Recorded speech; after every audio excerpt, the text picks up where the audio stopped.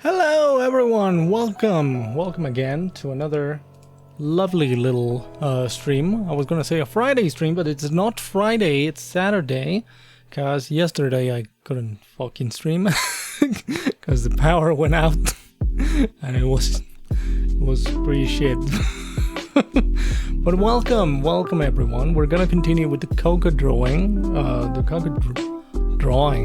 don't know. I said it's so weird, I don't know.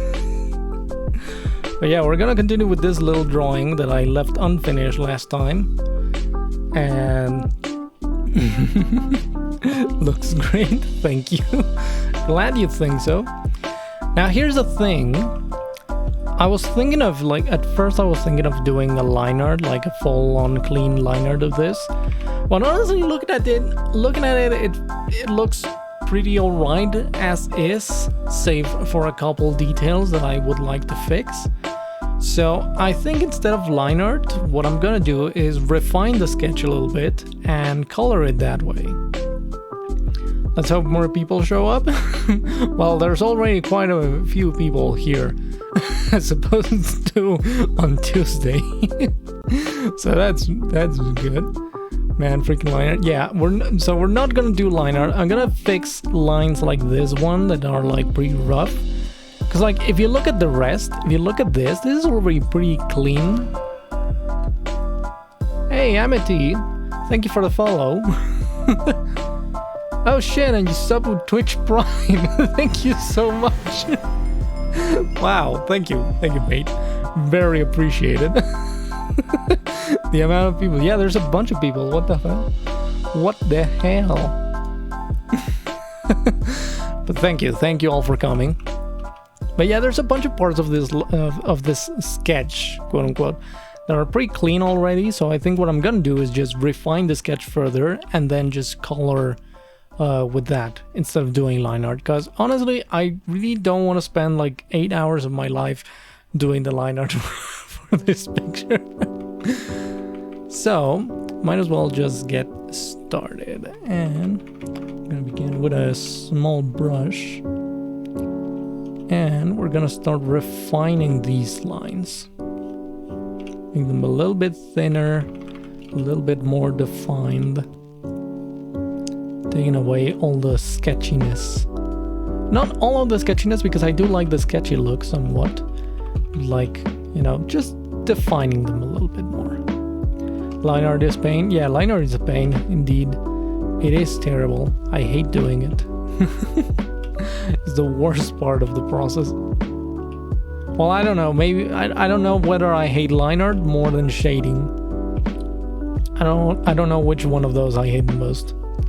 I'm inclined to say line art because it's the one that takes the most time, but shading is just so boring and tedious, and that's precisely why, like, my last commission announcement didn't include a shaded option. I just don't like doing shading, even though I could charge more for it. I just don't want to do it. I don't care if I'm missing on the profits. I just don't want to do shaded.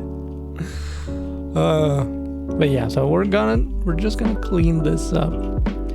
Look, we already defined this a lot, like, compared to this. You know, this is looking pretty fine.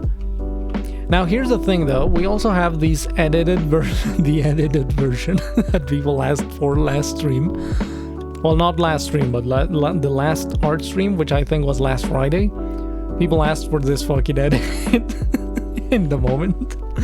So we also have this, but I think I'm just gonna correct the lines everywhere else, and then I'm just gonna copy this little part of the drawing to the rest of it. Oh, there we go. For some reason, when the stream first loaded, you were choppy, warbly mess. That's weird. But thank you for coming, though, Milky. Thank you for coming, anyways. Twitch does that sometimes. I guess it happens sometimes, yeah. Spent the entire day drawing a Sonic OC, and I became very acquainted with live art, so I feel you. Oh, with line art, you probably mean line art, right? But yeah, like, line art is a fucking pain. just Twitch been Twitch. I just had to reload and it was fine. Never happened to me before. Yeah, that's very odd. I mean, I've had it happen a couple times, but it is pretty rare. And I usually thought it was my internet, but apparently it wasn't. Apparently it was Twitch. But yeah, I started working on commissions today. I would continue working on commissions right now, but you know, Twitch is gonna fucking ban me if I pull up some of those drawings. And hopefully I want to kind of return to the grind, because like I took a fucking month-long break from commissions, and that's pretty wild considering that I live off of this. You know, considering that this is my main source of income, it's pretty wild that I took a fucking month off doing commissions. I mean, I did. It's not that I didn't do anything. I kind of just stopped doing commissions and I did like the auctions, you know, the adoptable auctions and the your character here auctions and whatnot. So I kind of traded commissions for something else. It's not like I just sat there doing nothing, but I do want to return to the grind of doing commissions. I want to return to normalcy, so to speak. Ever since the pandemic, Twitch has been having growing pains. I can't imagine that. A lot more people are using Twitch due to the pandemic. You know, myself included. You know, I started using Twitch because of it. Because I needed something else to do, some way to socialize with people like we're doing right now. You know. That was mainly the focus of why I started using Twitch. I felt like I needed to talk to someone. Commissions. God damn it. I've had it at times when the stream will just freeze with audio still playing. Then if I pause and start again, the video will play, but the audio gets choppy. That is so weird. I've had like, you know, streams where there's like, you know, some stuttering every now and then, every 3 seconds or so, and I just reload the page and everything's fine. But I've never had problems like the ones you're all describing right now. I wish I was able to submit a form for a commission, but I was tight on cash at the time, but I'm glad I was able to share your tweet about it. Oh, thank you. Don't worry about it. Like I will try. However, like this is the big change about commissions. Well, as I said before, I'm not taking shaded commissions anymore because they're just so fucking tedious. They take me forever to do. I just don't like them. Even though I could charge more for them, I just don't like it. It's not worth it for me. So I'm just gonna stop taking shaded commissions. Except for when I do your character here auctions, because those usually sell pretty high and I would feel pretty cheap not doing shading. But on regular commissions, I'm just not gonna do shading. And I'm taking less commissions. I'm not taking 15 commissions at a time like I did before, which takes me like 2 months to finish. I'm just taking 5 commissions right now. Well, 6. I took 6 because it was pretty hard to choose from like the 25 mails that I got. So I just took 6 commissions. And I'm hoping by the, I don't know, by the first week of September I should have them all done. They're pretty simple, and they're all flat colors, not shaded, which again is gonna save me quite a bunch of time. But yeah, you know, I hope I can open commissions again soon for all of you that missed out on that. I'm really sorry, like I wanted to leave the advertisement up for like a day or something, but like within 12 hours I already had like 25 mails and I didn't see the point of getting more. Because at that point I already have like a pick of 5 commissions I really wanted to do, you know, so... You know, I kind of want to give some time for people to send in their mails, but at the same time I don't want to end up with like 40 mails on my mailbox. I have asked. What's your question, Gustavo? God damn it! It's so hard to transition from like English accent to Spanish accent mid sentence. This will be interesting.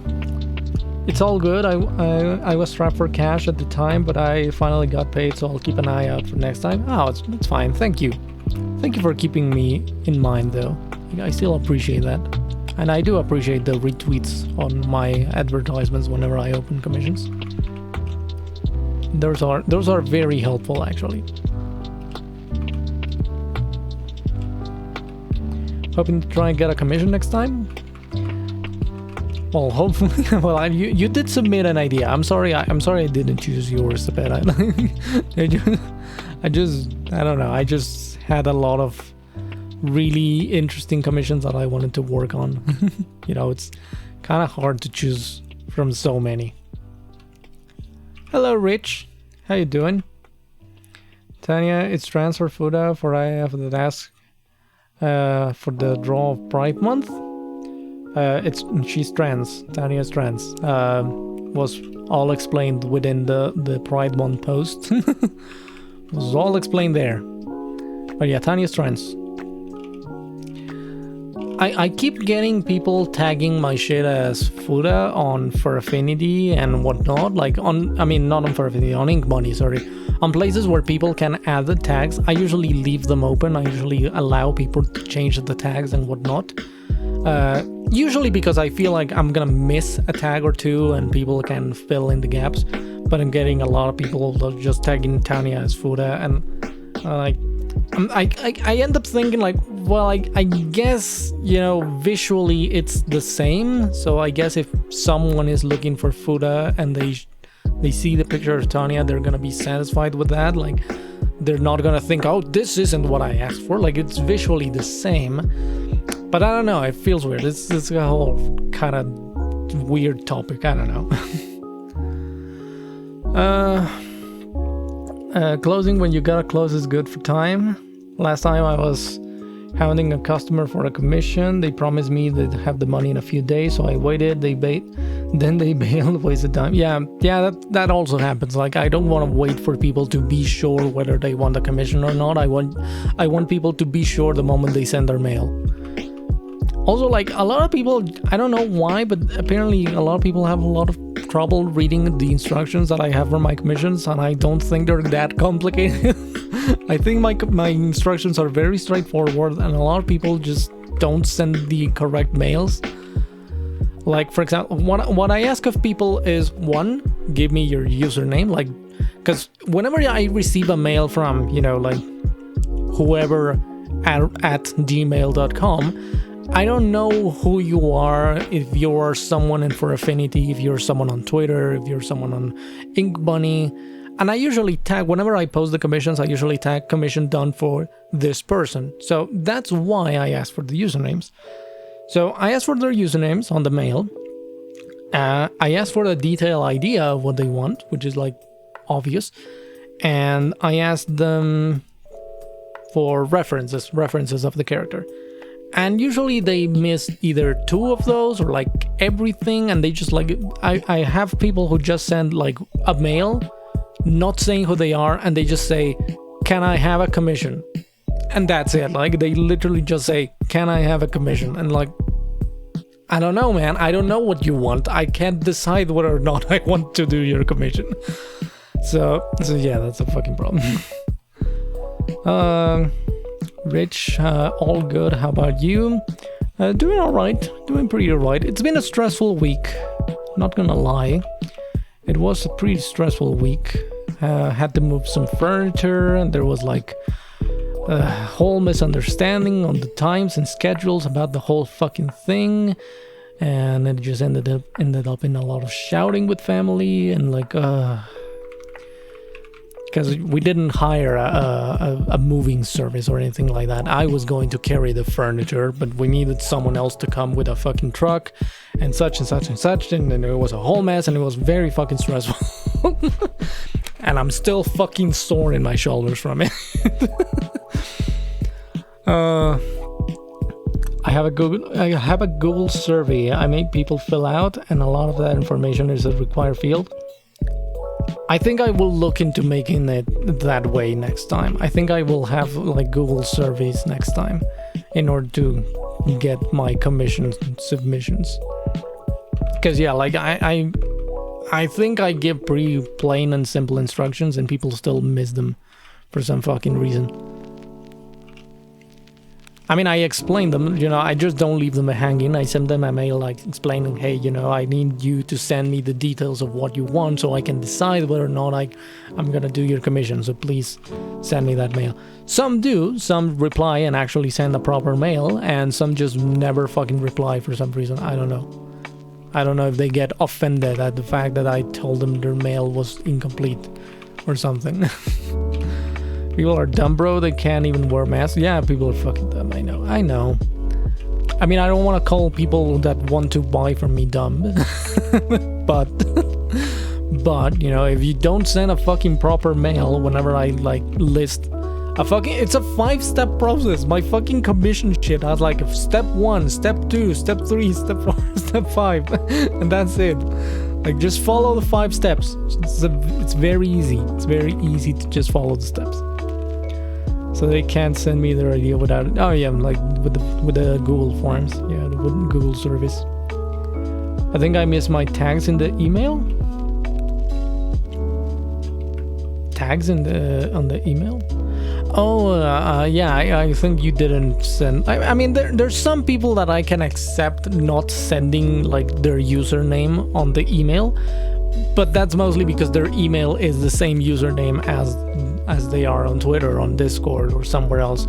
So I usually can figure out who they are. You know, if someone doesn't send me like their username, I usually do like some detective work and try to figure out who they are before I ask them. You know, so usually I have people send me the mail, not send their username, and like, this fucking username sounds familiar. I'm gonna look for it. Maybe it's someone following me on Twitter, maybe it's someone following me on FA or something like that. But yeah, I think it's gonna save me a lot of headache to just make like a Google survey or something like that for my commissions next time. Beanie wearing Tanya is better than thought Tanya changed my mind. No, it's not. But both Tanyas are valid. But I liked thought Tanya better. I like thought Tanya a lot more. Why my Wi-Fi is fucking bad? Well, I'm sorry. I'm sorry about that. I'm sorry if your internet is acting up. Oh, dang, sorry to hear that, Gustavo. Yeah, it's a shame, but internet has been failing a lot lately. Like, I actually have 2 internet lines. It's precisely because of that, because you never know when one of them is gonna fail. So I have 2 ISPs. Just in case, because like not only me but my brother, like we both pretty much work from home. Like he does have an office and something like that. He does legal work, but a lot of his work is from home. You know, he has a work office, so we have 2 internet ISPs just in case, because we can't have a day where we don't have internet, because like we fucking work on the internet. Like it's our fucking job, you know. Yeah, it's a weird flex. I know. A lot of people that I've told this to, they think I do it for the flex, but it's actually just for practice, for a practical thing, you know. It's just for practicality. Next you'll get a 3rd one. No, yeah, the 3rd one is overkill. 3rd one is just overkill. It would be so rare for like both ISPs to fail at the same time. It's usually very rare for that to happen. In fact, I don't think that's ever happened to me, actually. I don't think I've had a day where like both ISPs have failed. It's usually one or the other. There's one of them that fails more often, but that's like we have like a really fast one, like the fucking like 100 megabit. Sorry, not 100 gigabit, 100 megabit per second. We have like the fast one, which is the one I use for streaming and whatnot. And we have a really slow one. We have like a fucking 15 megabit connection just in case. And ironically enough, it's a fucking 15 megabit that fails at every single fucking time. I can't escape of Latin America. Well, I'm in Latin America as well. You know? I mean, hello. Yeah, I also live in Latin America. I mean, it kind of depends what you consider Latin America, because a lot of people, for some reason, don't consider Mexico to be Latin America. They consider us to be North America. which is technically correct. This music is a bit loud, sorry. Yeah, I was actually noticing the same, but I thought it was only on my audio setup, because like the audio you hear and the audio I hear are kind of different, so I thought it was just me. Sorry about that. Hope that's better. But yeah, like, I don't know, some people consider Mexico to not be Latin American, to just be North America, which is technically correct.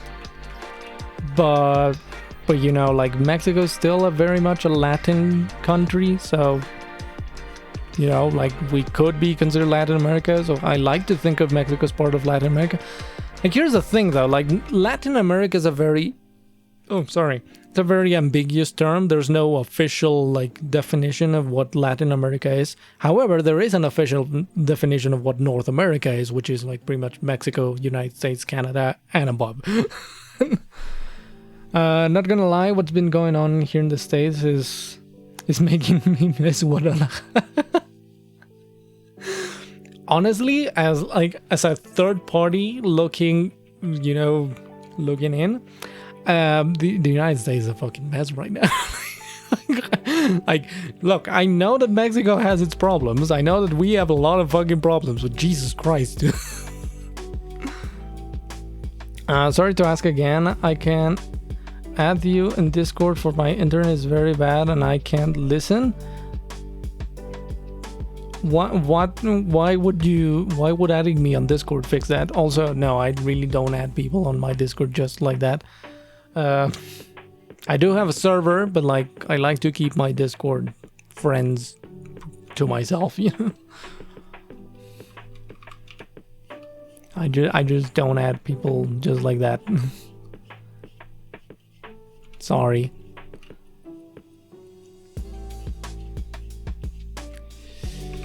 But yeah, like, honestly, yeah, looking at the United States, like, you couldn't pay me to live there.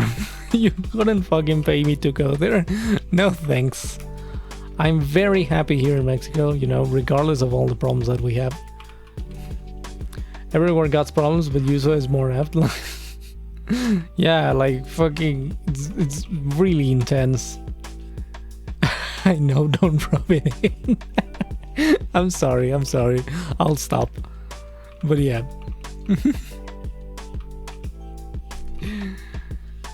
Oof, yeah, like, a bunch of very intense news. I mean, I think the most intense news that we've gotten here in Mexico lately has been shit like the fucking, like, thief on public transport getting beat up.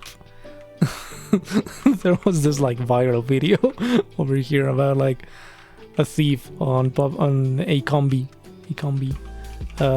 public transport, getting the shit bitten out of him. Like, absolutely, they absolutely fucking destroy the guy. Jesus Christ. So I think that's the most intense bit of news that we've gotten here in Mexico. You know, aside from the whole pandemic stuff, you know, of course.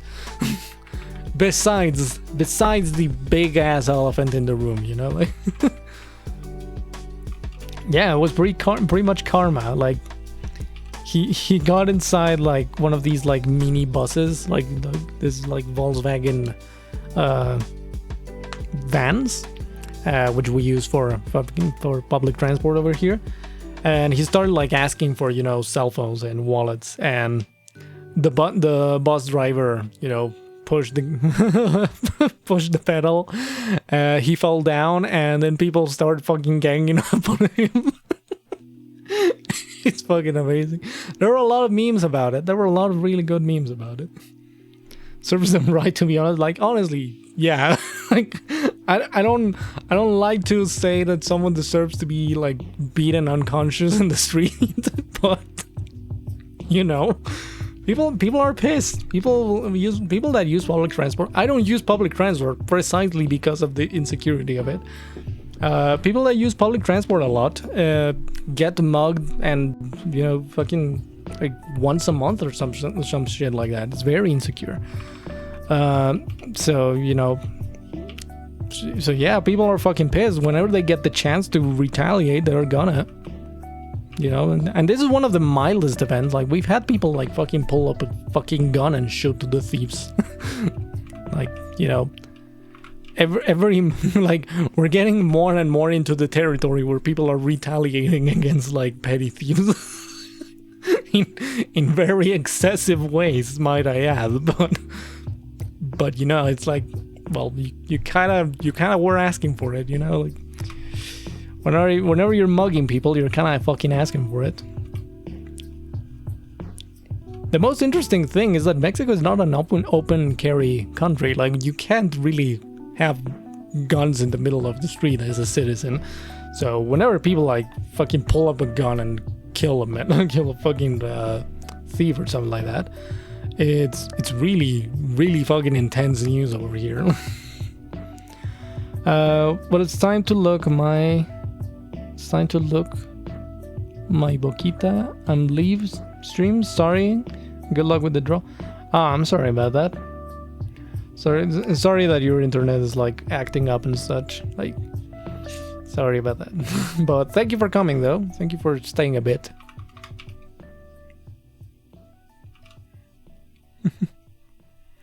Donut steal. Yeah, donut steal. Just donut steal. It's very easy. Just don't steal.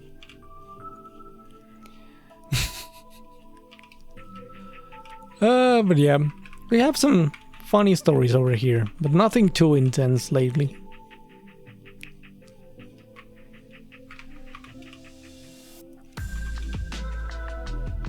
Usually Mexico is like... It's a very surreal country sometimes, because like Mexico just does...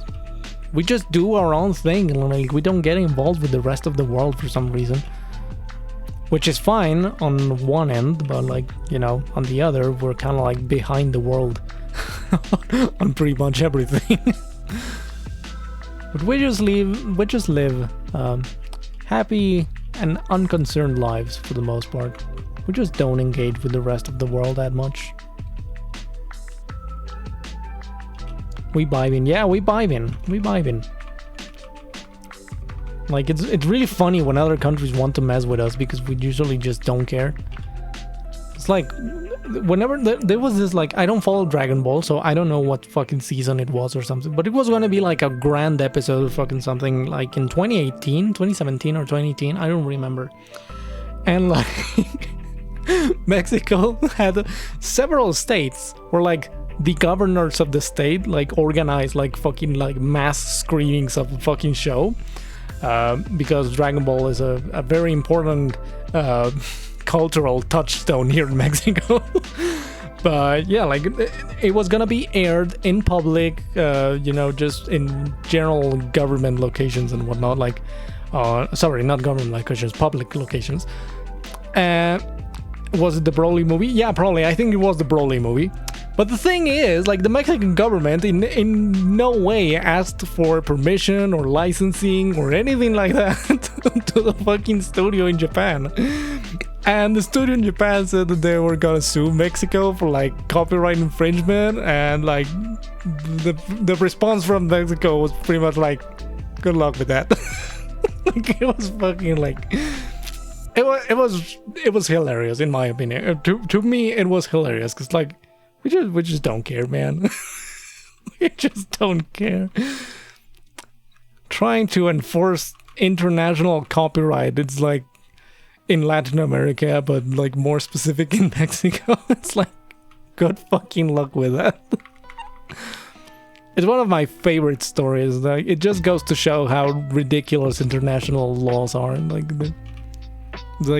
if your country doesn't want to follow the international laws, they just don't follow it. Like, you can't force me to.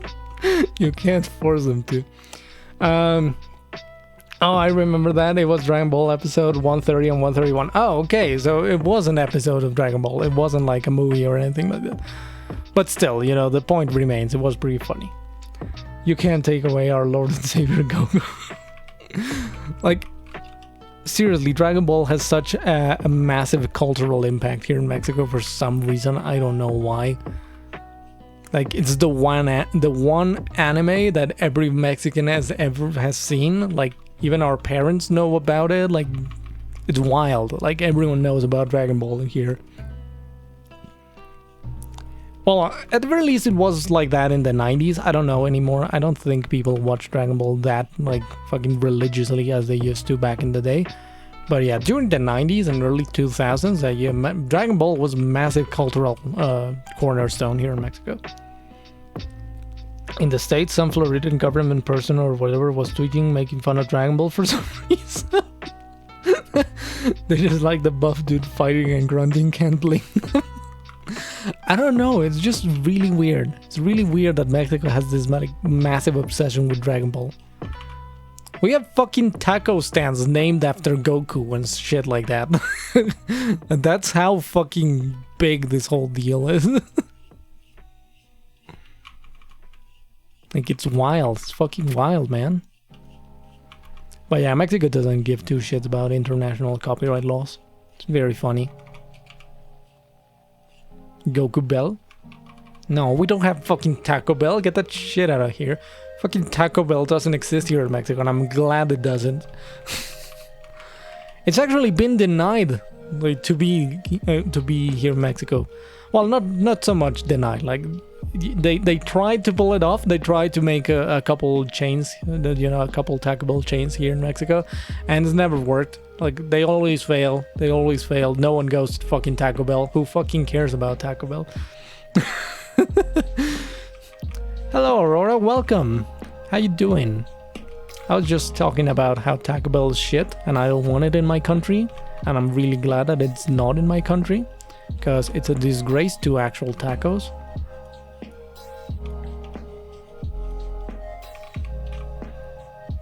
Taco Bell is absolute garbage. I can make the joke because we don't have Taco Bell here too. I mean, I would assume that you don't. It would be very weird to see a Taco Bell in the UK. That would be really odd. It's shitty food indeed. It's very shit. I just tried Taco Bell once. Once I was in the United States and I tried Taco Bell and it was shit and I never tried it again. And like, here's the thing, I went in knowing that it was not like real Mexican food or anything like that. I knew what I was getting into, and even then I hated it. Like, it's fucking terrible.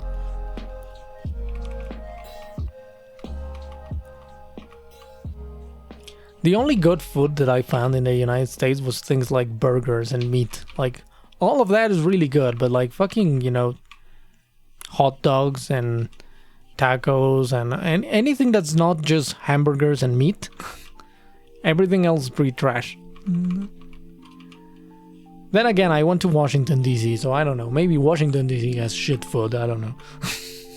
Maybe it's just them. God, I wish Taco Bell didn't exist, in my opinion. It's so fucking bad. And Wendy's and Arby's and In-N-Out and Sonic and maybe other things. You don't have those either in the UK, or are you saying that you have those in the UK? I don't know. We do have Wendy's now. Like, Wendy's took a while to get inside of Mexico, but like, we finally have Wendy's now. It's pretty good. I like Wendy's. More so, I like their ice cream. Like, I like their ice creams and such. Wendy's is nice. Wendy's is fine. My favorite burgers, though, are Carl's Jr. That's my favorite burgers. That's my favorite burger. Specifically the Western bacon, the double Western bacon. That's so fucking good. Nope, we have like KFC, McDonald's, Burger King, and Subway. Yeah, for the longest time, we only had those here in Mexico. You know, we had KFC, McDonald's, Burger King, Subway. And slowly but surely, more and more companies are starting to pop up here in Mexico. We also had, for the longest time, Krispy Kreme, which is still in business, but it was one of the early ones. It was one of the outside brands that has been here in Mexico ever since I was a kid. And here's the thing, like, I don't know if you guys know it, but like, Mexico didn't really have like international products, you know, United States products, until like the early 90s. Like in the early 90s, Mexico started like accepting foreign brands and whatnot. Like Mexico is a very closed off country back in the day. So, you know, it was like having a McDonald's in the early 2000s was like, wow, McDonald's, holy shit, dude. Like, yeah, like it was, it's been a wild road for Mexico, like getting all the foreign brands slowly but surely and whatnot. But yeah, it was pretty much just like barely within my lifetime that Mexico started importing foreign goods. Like, we did have foreign goods in things that Mexico didn't produce, like cars and TVs and whatnot, but like everything else was just like Mexico only, you know? So we had, and it's funny because we didn't have Ford, we didn't have Chevrolet, we didn't have like all the, you know, American car brands or the European car brands. We had some like really obscure Japanese car brands. And sometimes a couple German brands for like TVs and whatnot, but you know, shit like Samsung, Sony, fucking Philips, LG, everything like that didn't really exist in Mexico. To be authentically Mexican, Standard Pony, just try dipping your fries in the Wendy's Frosty. I like to do it with the chocolate Frosty. I've done that, but I've done it with McDonald's fries and the McDonald's, what's it called? Like the fucking sundaes. The McDonald's sundaes and McDonald's fries. It tastes really good, so I'm guessing Wendy's ones are gonna taste really good as well. But yeah, I haven't had Wendy's in a while, actually, because like, even though we do have Wendy's now, they're still pretty rare, so like, it's not always that I go to Wendy's. It's kind of far away from where I live. Like, in comparison, I have like 3 very close by Carl's Jr.'s, you know, so just to put that into perspective, that's why I don't go to Wendy's that often. I like within like a kilometer, I have like 2 Burger Kings and maybe 2 Carl's Jr.'s and 1 McDonald's and a Subway, like just within 1 kilometer. But Wendy's is like 3 kilometers away, so yeah. Oh god, wonder how 1980s Mexico Cola tasted. Well, I think we did have like, again, like we did have specialty products that Mexico didn't really produce that much, like Coca-Cola and whatnot. Like we did have Coca-Cola back in the 60s and whatnot. According to my parents, it always tasted really good, and like the glass bottles still taste pretty much the same, because fun fact, Mexico does still make Coca-Cola with sugar, not with corn syrup or some shit like that. I don't know what they use in the United States. They use some weird corn shit. But here in Mexico, we actually use sugar, which is horrible for your health, but it tastes pretty good. It tastes pretty good. Fuck. My words don't want to come out of my mouth today. So where's my big titty? we don't well, there's some titty here, but not that much. It's Coco. Coco is kind of flat, you know, like we're already exaggerating quite a bit with this. That's why you like Pepsi better.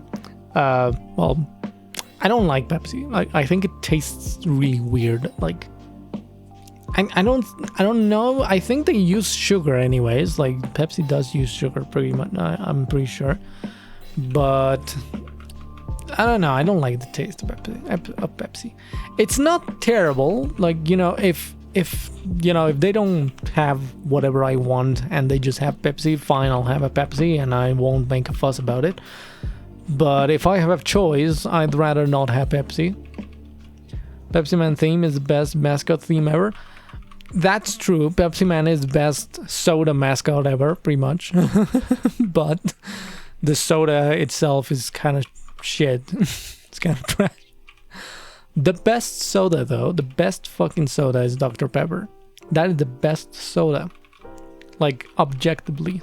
If you don't think Dr. Pepper is the best soda, your opinion is objectively wrong. And, you know, fuck you, but... But yeah, Dr. Pepper is the best.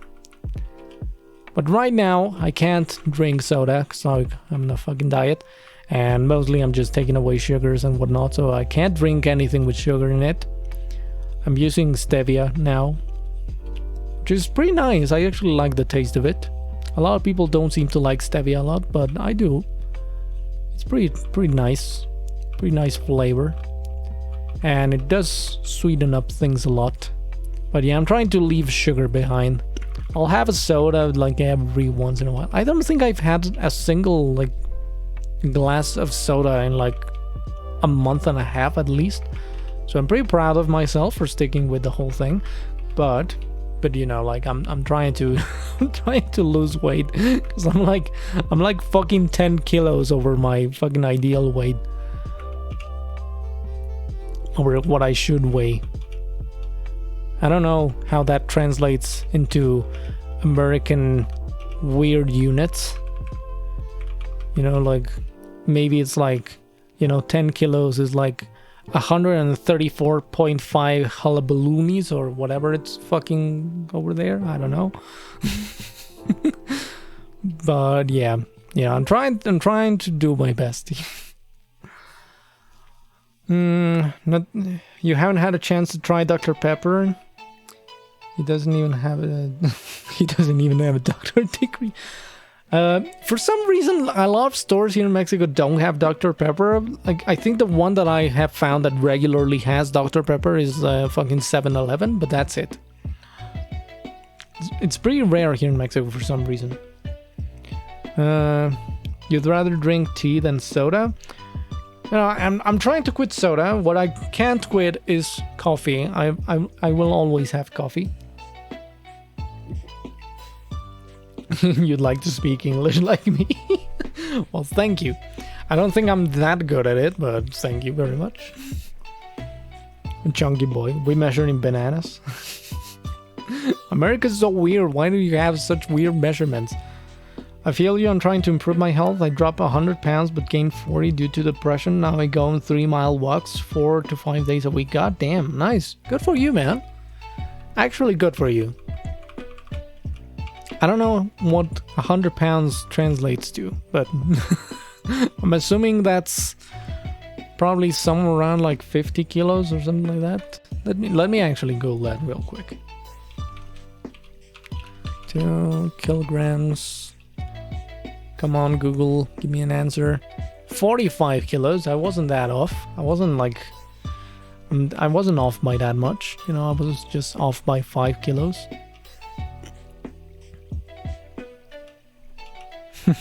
Saint Google, yeah. Saint Google, the patron of knowledge.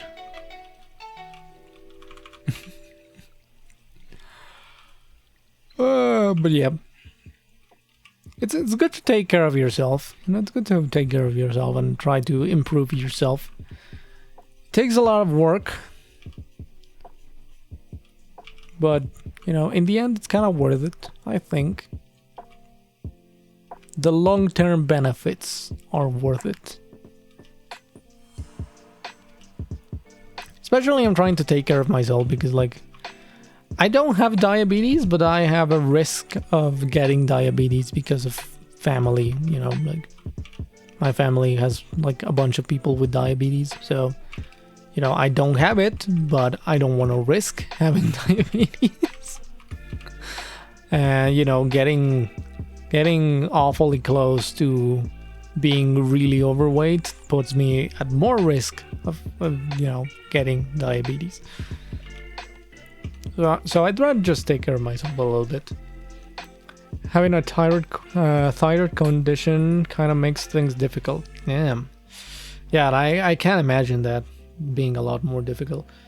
We go by the weird measurement to make us feel more worse than it is. God damn it. Yeah, that's the worst part. It's like 100 pounds. Like, damn, son. It's not that much, you know. Just 45 kilos. Just don't use pounds. Just use the metric system like the rest of the world. Why is it so fucking hard? Why is it so difficult? Just use the metric system.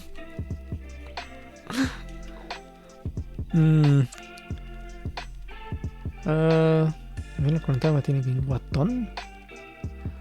No se me ocurre qué hacer con el peso cuando acabe. Mi familia también es diabética. You don't know what to do to lose weight once the quarantine finishes, once the quarantine is over. I don't want to give advice, mostly because I don't know what I'm talking about.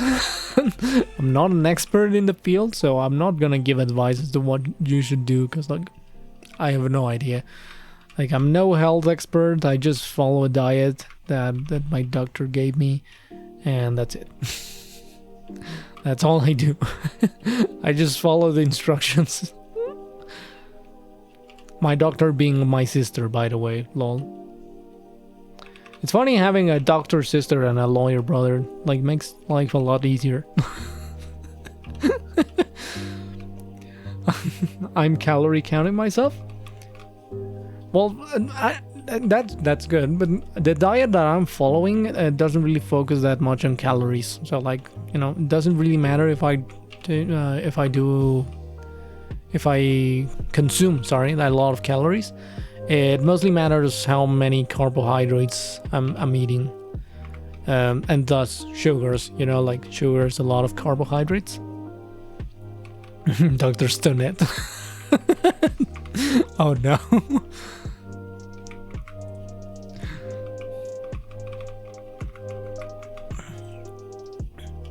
But yeah, I do have a doctor sister. I do have a doctor sister and a lawyer brother.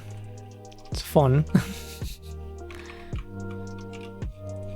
And then there's me, drawing porn on the internet. God damn.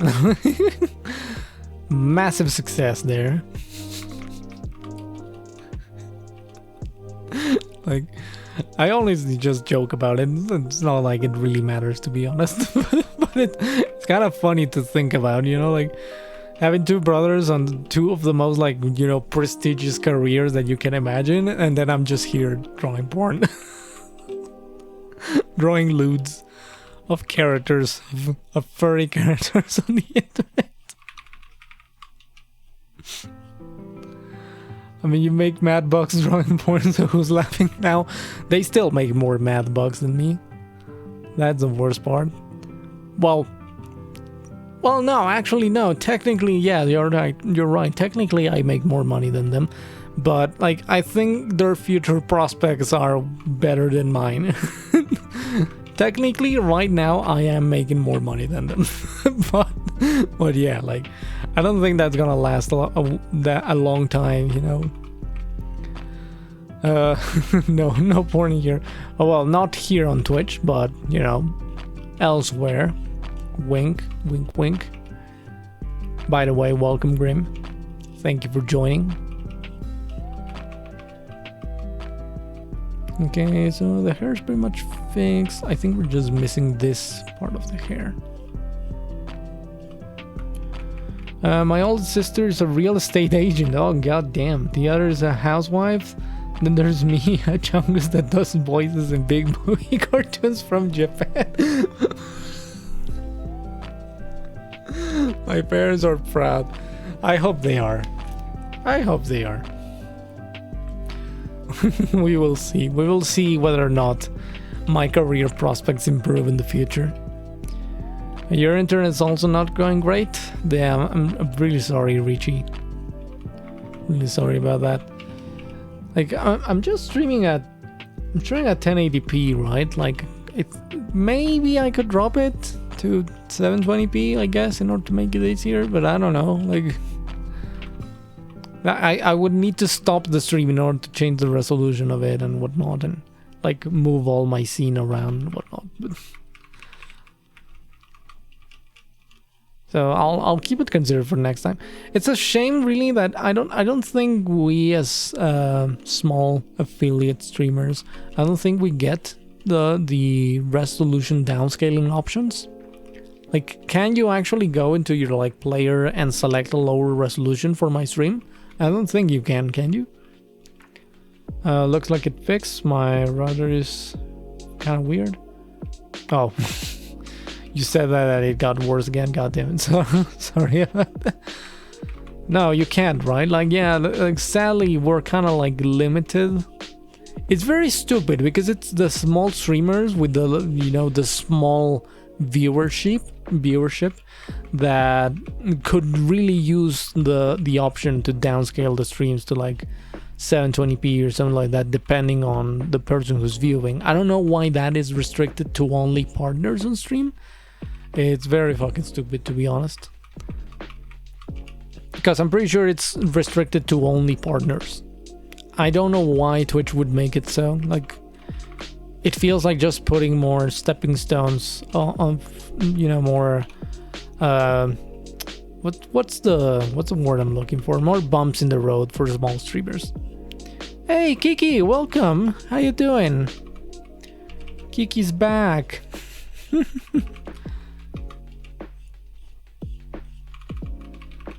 Kiki has returned. She returns to bring joy and prosperity to the stream. All hail Kiki.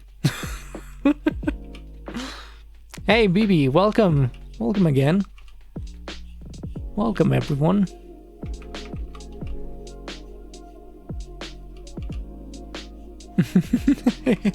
Yeah, everyone hail Kiki. Everyone shall hail Kiki on the stream.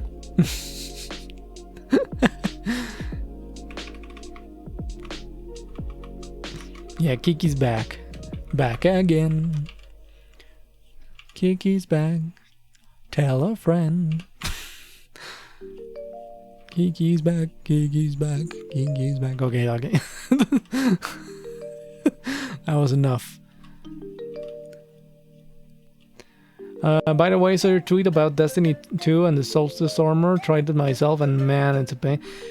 I'm so mad about it. I'm so fucking mad about it that I wasted 2 days of my life grinding like the fucking first 2 tiers of the armor, only to get hit by a fucking brick wall saying that, oh, you can't progress your fucking armor unless you're a hardcore player and you do the fucking Master Nightfall and you do the fucking raid and you win 7 trial games and you do a nightmare hunt. Like, fuck off, Bungie. Like, Jesus Christ. No, please don't. just giant link for everyone. Oh, Kiki blesses with more giant links. Yes, more giant links. We need more like fairy guardian link, or what, fairy goddess, or you know, what's like, what's it called? What are they called? I forget. The giant fairies in Zelda, what are they called? I forget. We need more of that with Link. Drop the game like a hot potato. Yeah, like fucking, I dropped the game. I haven't touched the game ever since. Like, I mean, it's only been like half a week, but still, you know. 2 trailer, pause, girls, go, round that side, round that side. God damn. The Great Fairies, yeah, the Great Fairies. Thank you. Do you draw with a mouse or with tablet? I draw with this tablet. It's a very simple tablet. It's a Wacom Intuos. Very small one, you know, as you can see, it's pretty small. You know, it's not one of the huge ones with the screen attached or anything like that. I think this goes for like $150 or 3,000 pesos, depending on your coin, something like that. Somewhere around that price. They're not that expensive, actually. And I would even tell you, like, if you want to get a tablet, you know, like your first tablet or something like that, there's actually now more options than there were when I started. When I started, Wacom was the only option. Now there's some Huion tablets, which you can check out. And they're a lot cheaper, and they work out pretty well, actually. They're not that bad. Get an XP pen. Huion is a nice brand. I don't know what the XP pens are, sorry. Huion is a nice brand. I have the 30-inch display. I mean, that is actually like pretty good for the price. Like the Huion 13-inch display tablet for the price is actually really fucking good. It's a really good deal. He draws with his mind. I'm just imagining like the pen moving on its own. But yeah, I would recommend Huion. Like for a first tablet, I would recommend Huion. Huion is nice and it's pretty cheap. You can get some of them from Amazon. Fue un gustazo saludar con mi internet. Es imposible ver el stream. Well, sorry about your internet, Rich, but thank you for coming. Have a good night. You know it. You know what you're doing. God damn it. Worst part is that I actually saw one artist do that, like holding a fucking pen between her teeth and drawing that way. I actually saw that on Twitter once. It was really weird. So it's not impossible. I mean, it wasn't a particularly great drawing, you know, it's hard to control the pen that way. But, you know, like, it can be done, I guess. See, Rich, and now I'm remembering the picture using his mind to eat a burger. Yes, yeah, that fucking picture. It's amazing. I love that picture. The fucking like... So good. You're just not a master in the way of tit art. I mean, it wasn't me who did it. I just saw someone else on Twitter. I can't remember the name of the artist though. Like off the top of my head, I can't remember who it was. It wasn't with a G or something like that. Gyoryu or Gyro or something like that. I don't remember.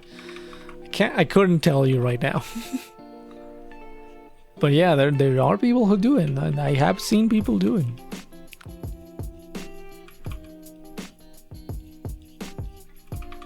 But yeah, I'm actually really thankful that there's more brands like Huion popping up now, making like quality pen tablets without the fucking expensive Wacom tax.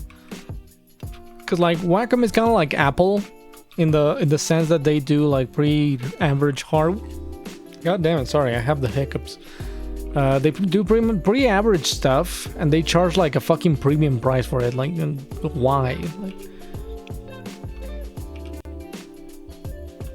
Like I'm actually glad that there's Huion now. I actually did have like a Huion tablet. I can't use it right now because like it's fucking huge. It doesn't have a screen, but it's like this fucking size. Kind of bigger actually.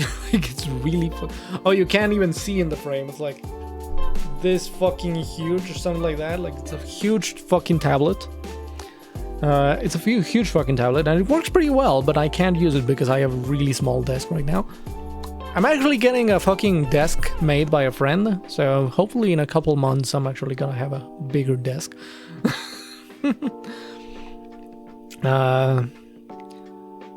Has someone drawn with their butt though? I'm sure someone has. I'm sure someone has done that. And yeah, they're exactly like Apple. Wacom is kind of like the Apple of the art world.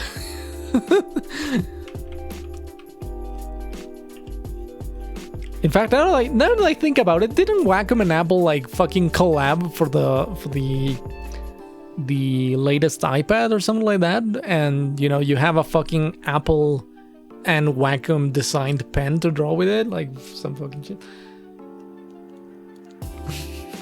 I've been using my Bamboo tablet since high school.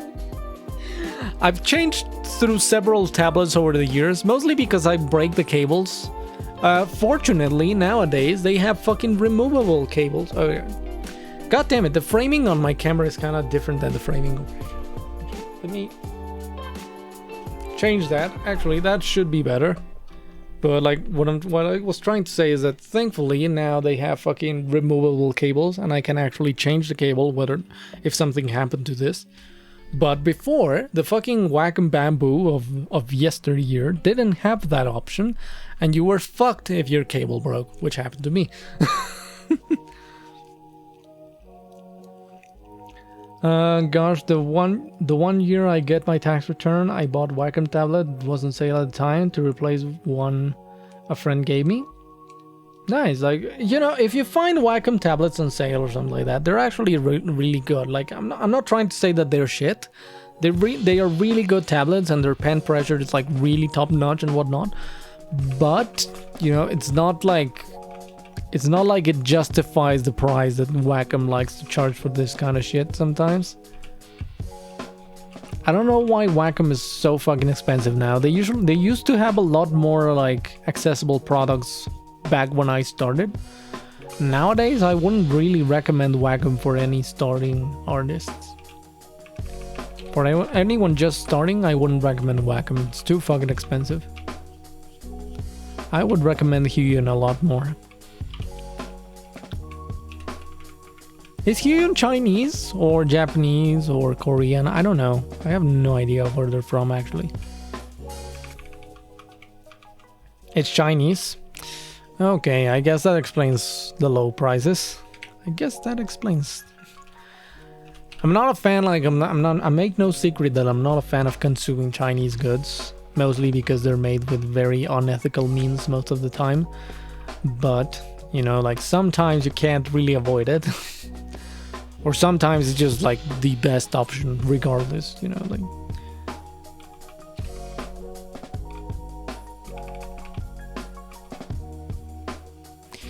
It's kind of like a moral dilemma for me to actually consume stuff made in China or from Chinese brands. But sometimes you just don't have a choice, for example, you know, like as Robin Williams once said, fuck, they make everything. Yeah, precisely. That's the problem, you know, like even though you don't want to actually consume Chinese products, you know, let's say you buy a phone, well, your fucking the fucking processor in your phone is made in China. The motherboards are made in China. The fucking screens are made in China. Like, you know, you can't escape consuming Chinese goods. That's the worst part. And my problem with Chinese goods, again, is like the unethical means in which they're made. With which they're made, sorry. You know, like fucking paying pennies on the hour for workers, having no worker rights, no fucking human rights for that matter. You know, that's what I don't like. So if I can avoid consuming Chinese products, I try to, but you know, especially with technology, it's kind of impossible at this point. I think it's because Wacom shifted the customer base to studio artists who work in some industry. Yeah, I think that was what happened. I think Wacom started focusing more on like the big studios who are gonna buy like 50 tablets or something like that for a single, you know, art team or something like that. Which is kind of the same than what what Adobe did. It's kind of the same that Adobe did. Adobe stopped focusing on the independent photography worker and they started targeting like photography studios and whatnot, and Hollywood and all that shit. Which is why it's more expensive than ever to buy fucking Photoshop, and why I don't buy it. Chinese government is kinda you. It's not kinda you. It's like fucking terrible. It's absolutely terrible. Everything is made in China. Like, better not say. Yeah, fucking EU Photoshop. I know, like fucking Photoshop. That's the worst part of it. Like, if Adobe came out and said, you know, like, hey, you know what, the Adobe suite is more expensive than at any other point in time, but like it's the best it's ever been, maybe I would consider it. But like, holy fucking shit, every time they make the software worse. It crashes, it bugs out, it fucking like it never works the way you want it to. It's fucking terrible. It's absolutely fucking terrible. Also, like, I'm noticing a little bit that my camera is kind of like too low. So let me just bring that up a little bit. There we go. Sadly, I have to use Adobe for animation. Sorry, for Audition. It takes a year to start up. Yeah, it's fucking slow as shit. But I'm really glad I'm investing in Clip Studio Paint. Yeah, I would recommend a lot of other software. As an alternative to Photoshop, I'm starting to use this one called Affinity Photo. I'm not that proficient at it. I will say that I am more proficient at Photoshop than I am at Affinity Photo. But that's mostly because I have been working with Photoshop for like fucking years now. Like, you know, it's only recently that I don't use Photoshop. Also, I may or may not have gotten Photoshop by questionable means. So it's not like I've been It's not like I've been a great customer for Adobe over the years, you know, like.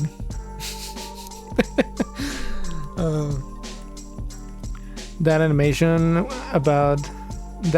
about Adobe would be relatable here. I don't remember what animation about Adobe. I'm trying to remember.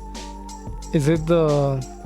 I mean, the thing is, I've seen several animations like making fun of Adobe, so I don't know which one you're talking about. I got threatened for downloading it. Oh, you're right. We got fucking threatened at college for it. You know, like that's totally right. Like we had a day where this like representative from Adobe came to give a talk, and it was pretty much a sales pitch. It was just him trying to sell us the Adobe suite, the Adobe suite. And he was saying like, oh, you know, like Adobe keeps an eye on people who download the software by sketchy means, you know, and we will call the police on you if we find out that you have fucking Adobe and you're not paying for it. And you know, like all of us were just fucking snickering because every single one of us had pirated Adobe products. Every single one of us getting that fucking talk had a fucking pirated Adobe shit. Breaking up with Adobe. Oh yeah, I remember that one. It's really good. It's really fucking That's it. Yeah, we were gonna go to Adobe jail. Adobe jail.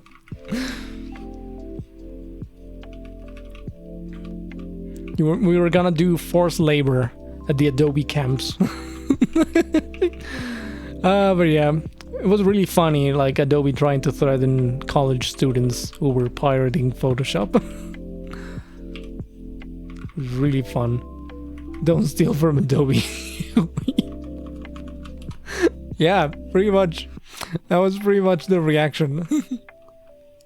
Pros, Photoshop pretty good. Cons. Wait, what? You mean that Photoshop is pretty good? I mean, Photoshop is alright. It's fine. It has gotten worse over the years, performance-wise, and I don't think we've seen a lot of functionality improvements to justify that decrease in performance. So, you know, like, I don't know what the fuck Adobe's playing at, but fine, whatever. So, and again, I would say that there's many more alternatives to Photoshop, especially for digital artists. Like, here's the thing. Everything I'm doing here is done with Paint Tool SAI. Paint Tool SAI is like 26 bucks. Well, I got it at 26 bucks. I think maybe it was on sale. I don't know. Let's say it's 60 bucks. It's 60 bucks. Either way, it's a really good program. It has a lot of support. It doesn't have bugs. It opens in like half a second.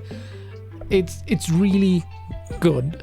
For the price, it's really good. And it's a one-time payment, and that's it. And just paying for your Paint Tool SAI 1.0 license gets you access to Paint Tool SAI version 2, which I'm using right now, actually. I'm using the preview version, which is actually surprisingly stable. I use it for daily work. So, you know, there's many alternatives for digital artists. You know, Kiki, like she's saying, Kiki uses Fire Alpaca. Fire Alpaca is fucking lit. I did my entire animation thesis on fucking Fire Alpaca. It's that good. It's really good, and it has animation tools and whatnot. You do need a video editing software to put it all together, but still, you can animate with Fire Alpaca. So, like, you know, I don't see the reason to fucking pay for an Adobe Suite license or anything like that in this day and age. The only time where I can understand someone having to pay for the Adobe Suite is if you work at a studio and everyone already uses Adobe whatnot, and you need to share files with them. That's the only scenario in which I can see people being like kind of forced to use Adobe. Other than that, I don't see why people use Adobe. Part of the animation is the only pro he lists. Oh, okay, I didn't remember that. Sorry, it's been a while since I saw that one. The rest are cons. Professional works in Photoshop 1.0. Professionally works in Photoshop 1.0. Yeah, like, you know, like the worst part is like you could actually look for, you know, some old version of Photoshop and that's gonna work just fine. Like if you really fucking want to use Photoshop, you could just look for an older version of Photoshop and it's gonna run better and it's gonna perform better, and you're not missing on that many features, to be honest. I think he's quoting the animation. Oh, okay, yeah, he was. He was quoting the animation. That was just really slow. But yeah, I'm like, I would recommend Affinity Studio. I mean, Affinity Photo. I think Affinity also has like a vector drawing software, which I haven't used. I don't know how good it is, but I would probably recommend that over Illustrator.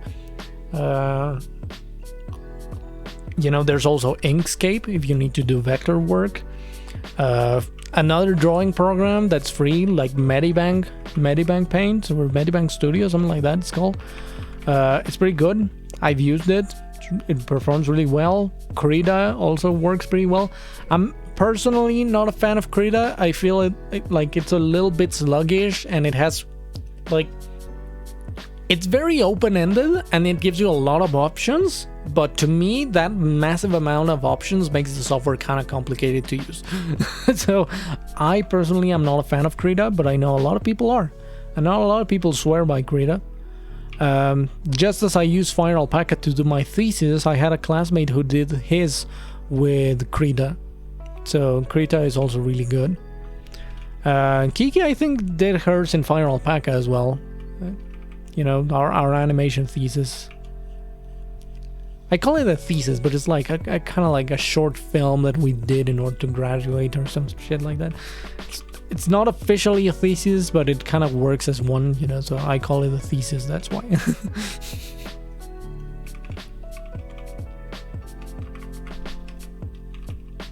So, yeah, Kiki used FireAlpaca as well. FireAlpaca is really good, like I really swear by FireAlpaca, it's really fucking good. I am more comfortable with Paintool Sai, but if I had to choose another software, I would use FireAlpaca. I even bought fucking Clip Studio Paint, and I really haven't used it because it has the same problem as Krita, in which it gives you tons and tons and tons of options, and it just makes the software confusing for me. I don't need that many options.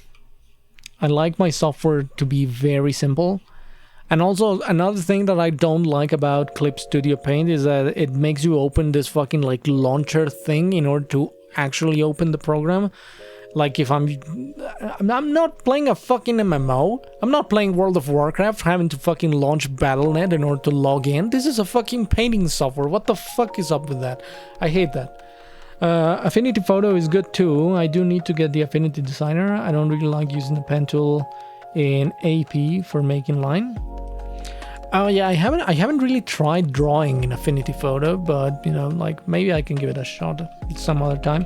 But Affinity Photo is real good for post-processing and image editing and whatnot, which is usually my workflow. My workflow is usually I draw in Paintool Sai, I make my drawing, I color it and apply shading, and all like the layer effects, text, speech bubbles, such and such and such, all the layer effects and all the visual effects that I want to add and post-processing and color correction and whatnot, all of that I do in Photoshop usually, or now trying to get my workflow to work on Affinity Photo. But that's pretty much what I use Affinity Photo / Photoshop for. I just use it for compositing the picture, you know, like making the final composite of the picture. Huh.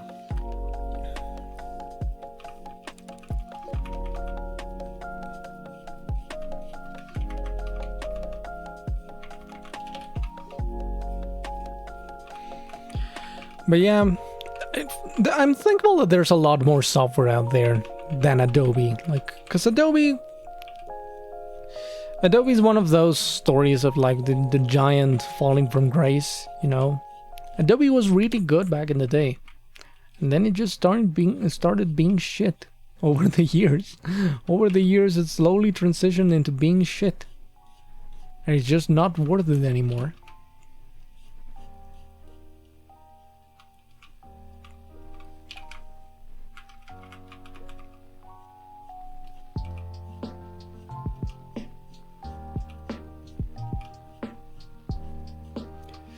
But yeah, thankfully there's more options now. Agreed, it's nice to draw again. My friends and artists I follow, like you, have been a real inspiration. Oh, thank you. I try. Well, it's not that I try to be an inspiration, but I try to be good at it. So I try to be a good artist. Try to do good shit. Good shit that people enjoy, you know.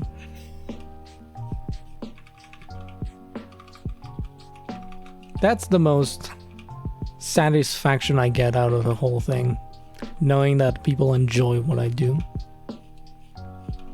It's really satisfying to know that.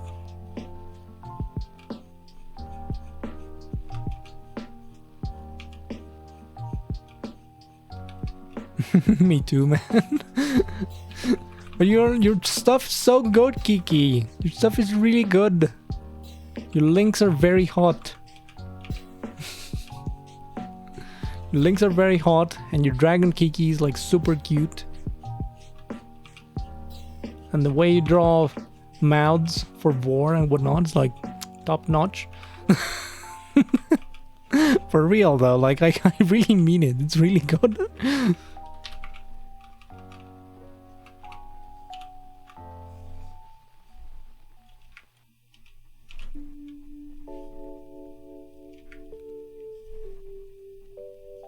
Gonna try and make these lines thinner.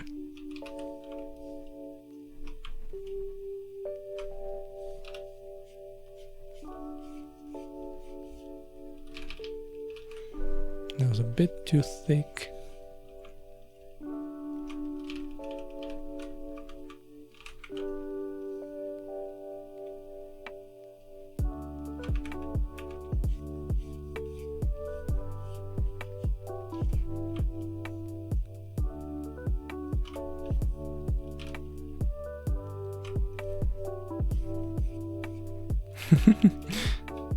Link is hot, I just draw him. I mean, well, yeah, that is true. Link is already hot. But you know what I mean. You know what I mean. You draw him really good. You're really good at drawing him. You have a really fun, cute style, Kiki. It's really fun, and I like it. I need to draw my husky girl for once, lol. You've seen a couple of pieces I've done. Oh yeah, like they weren't half bad actually. Like you were on the right track. So I would like to see what you can do next. It wasn't that, it wasn't bad at all.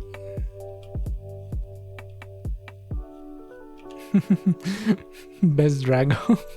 Yes, Kiki Dragon is best dragon. Dragon Kiki is the best dragon there is. She's cute. I like cute dragons.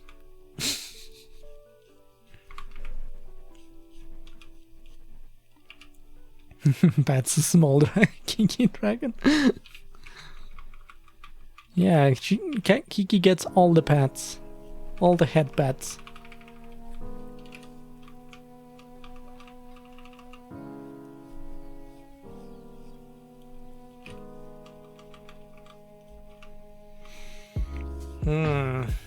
Okay. I don't think there's that much to fix anymore. I just erase a couple of these very faint sketch lines. Other than that, looking pretty good. I could always just stay and refine more and more and more and more, but I think there's a point where you just have to stop. There's just this little gap on the feet though. So I think I'm gonna stop here refining, and we're gonna try and now add the flip version.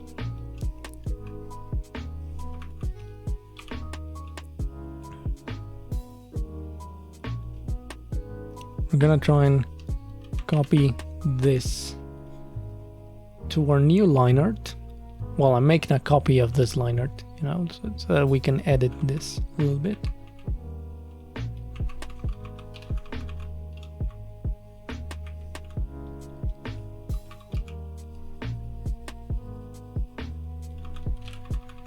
Feet.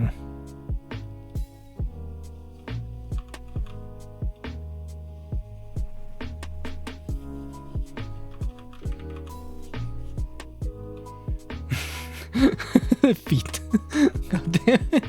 Hey Foxy, welcome. How you doing? Welcome again. We're continuing with the Coco drawing. I'm pretty much just... I was refining a lot of the sketch. I decided I would just refine the sketch instead of doing line art, because like the sketch was already pretty clean for the most part. And now I'm just adding the edit to the sketch, to the refined sketch that we did. So I'm refining the flip finger. She's Coco. She's very rude. She's very rude. She's flipping us off. She doesn't like us.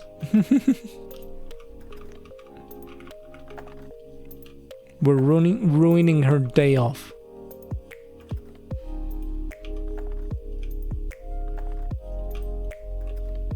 We asked for it. Yeah, that's the worst part. You all asked for it. You all fucking asked for it. Quite literally, like not even metaphorically. You all literally asked for it. I don't know why.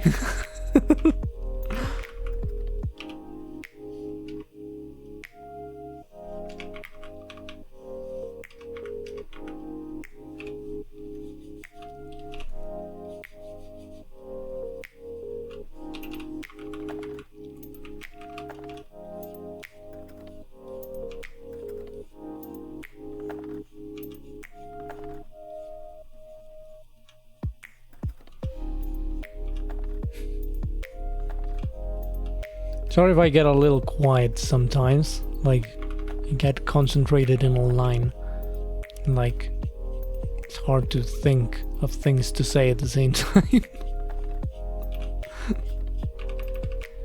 You gotta prep for Crash 4? Yeah, like are you all excited for Crash 4?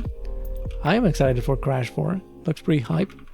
I do hope it doesn't release only for the PlayStation. I do hope it releases for PC as well. Just like, you know, the Insane trilogy. I really hope they don't lock it down as an exclusive or some shit. But who knows.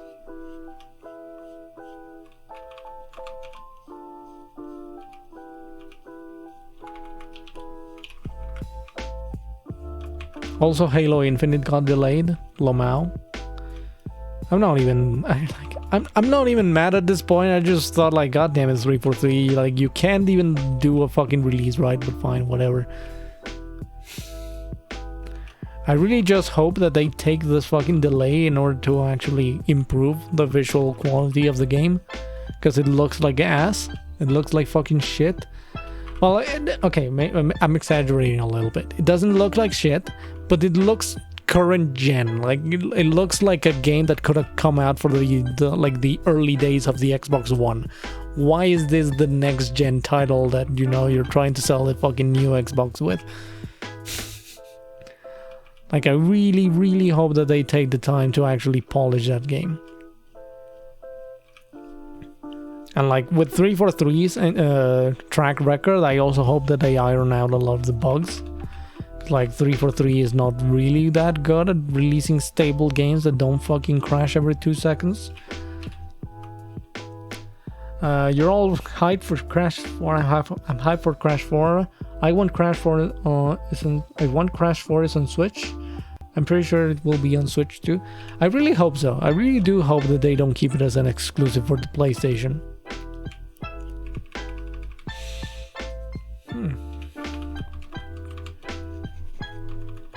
I mean, PlayStation already has the new Ratchet and Clank as an exclusive. That's already enough. That's enough exclusives for the PlayStation. I never actually played the Ratchet and Clank game, so I don't know how good or bad they are. A lot of people say they're really good, so I don't know. I'm inclined to believe they are. Well, it's Crash Bandicoot. Game should crash on occasion. God damn it. No, please no. It'll probably take them a year to bring it to Switch. I wouldn't be surprised if that's what happens. Like they release fucking Crash for the PlayStation for like a year or so, and then they release it for the rest of the consoles or PC and whatnot on Switch. I don't know a lot of PS games. AI only? I don't know a lot of PS games. AI only? What do you mean AI only? Hope it's on the Xbox? I really do hope so. Like, you know, they did the Insane trilogy for like every single platform on Earth. So I'm guessing Crash 4 will be the same, but I'm really hoping they don't change their mind. Or that they don't come up with some bullshit like, oh, fucking Crash 4 is exclusive on the Epic Games Store for PC or some fucking shit. You know, I really hope they don't do that. Really hope they don't do that shit. Oh, I only know Spyro, Crash, Gecko, and Tomb Raider. Sorry, I pressed it earlier. That's okay. Don't remind me of Epic. Oh yeah, good old Epic Games having a legal battle with Apple right now. That's fucking amazing. Here's the thing: I don't have any love for Epic Games. Epic Games is a shit company as well. You know, like they don't have a clean track record, so to speak. But if I had to choose between the lesser of two evils, I think Epic Games is the lesser evil than Apple's monopoly on their fucking iOS platform. I don't like that. I think people who defend Apple on that are really fucking stupid. Because, like, if Windows told you that you can't install games on your PC unless you buy them from the fucking Windows Store, everyone would be raging at that. Why is it any different with Apple? Why are people defending Apple for that shit? Like, if Windows told you that you can't buy, like, fucking microtransactions on a game via Steam's payment method, and you have to do it through Microsoft's own proprietary payment method, I would be pissed. I don't know why people defend Apple on this shit. I think they be trolling. I don't think they are. A lot of people are very serious about why they defend Apple. A lot of people are really, really into like the Apple cult. Because Apple kind of works like a cult, if you ask me. You know, like people make a lot of excuses. Oh, but Apple guarantees the security of the apps. Apple guarantees that the apps are free of malware and whatnot. Like, yeah, cool that you offer that service, but I shouldn't be forced to use your service, you know? That's why I use Android. I don't like my phone telling me what I can or cannot install on it. You know, if you want to install an outside app for Android, the phone just tells you like, hey, you know, like there's a risk that this app might have malware or something like that because we, Google, cannot guarantee that the app is free of malware. So, you know, it's on you, it's your choice, it's your responsibility. So that's, you know, that's fine with me. You know, the phone gives you warning, which might scare some people, but you know, if you know what you're doing and you trust the page that you're downloading shit from, you should be fine. I don't like my phone telling me what I can't do with it. I don't like my PC telling me what I can't do with it. Like, it's fucking bullshit. I think Apple doesn't have a right to do this shit, regardless of what their fucking terms and conditions say. Well, an apple a day keeps the doctor. God damn it. Hey Stoney, you can't view porn on iOS. What? If you're using Telegram on iOS, you're in a censored version of Telegram.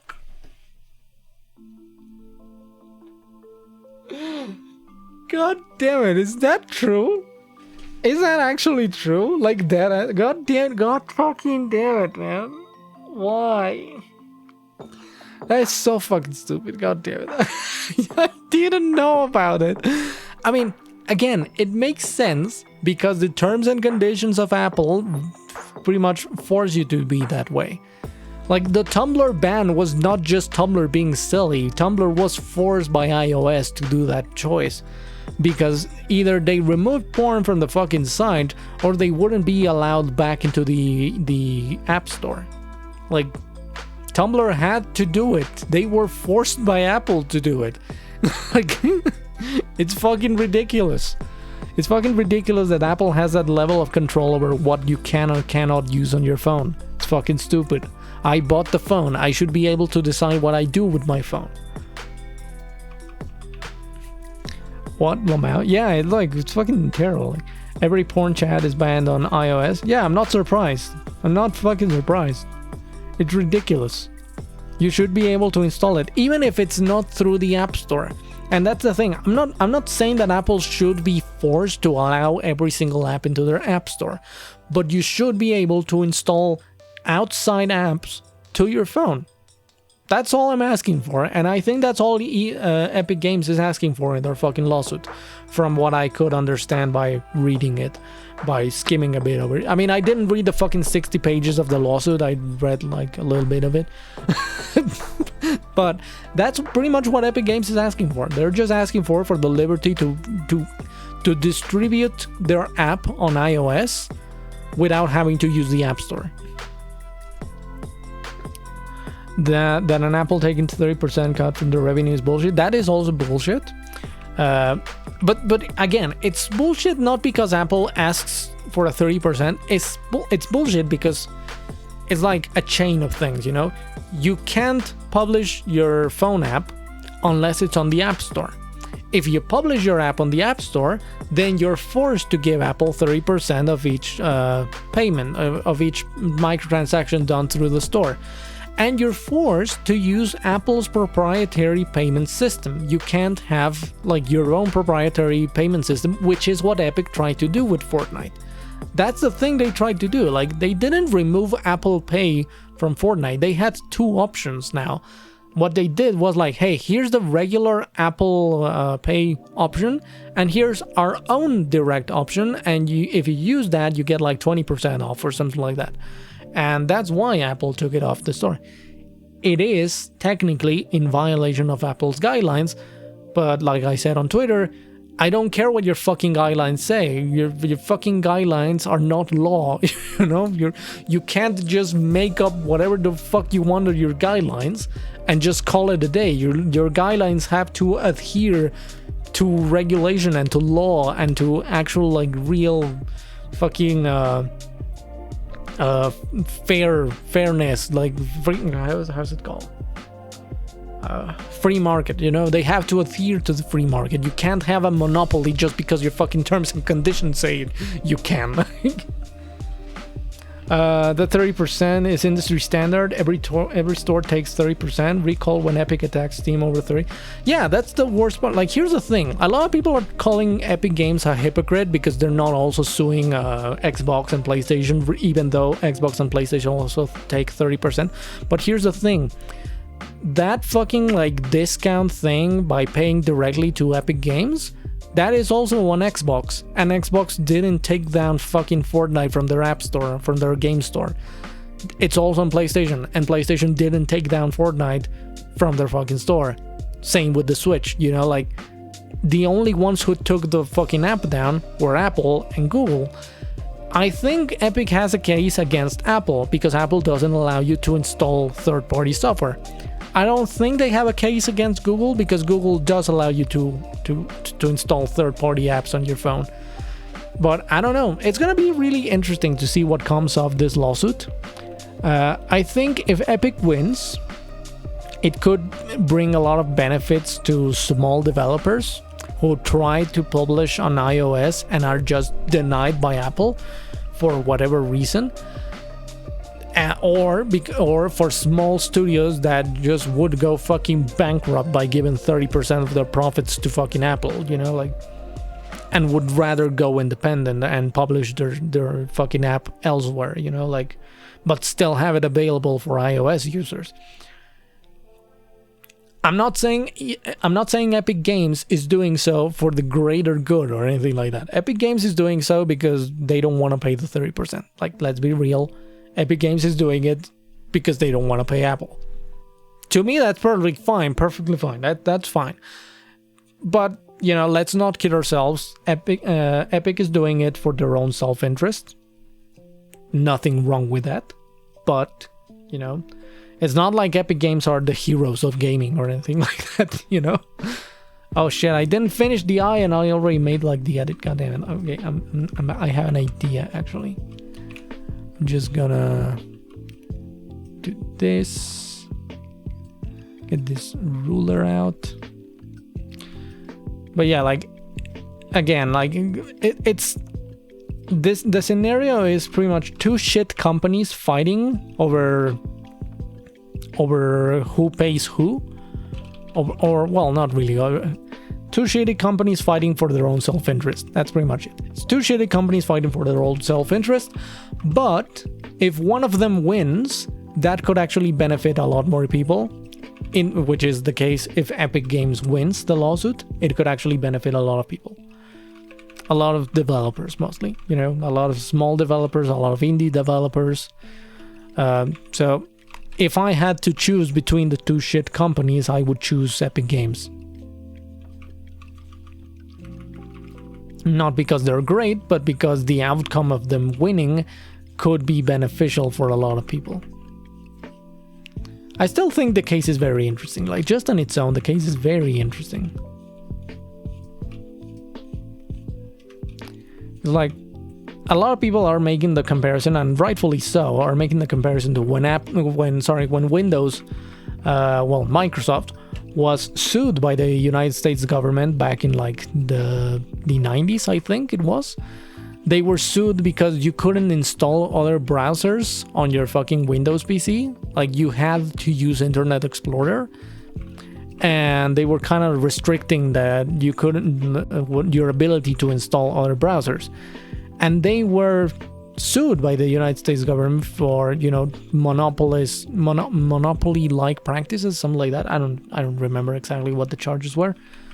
But this is pretty much the same. This is Apple telling you can't install software except for the software that I deem worthy of my platform, you know? Like, it's a monopoly practice. So, you know, like, I think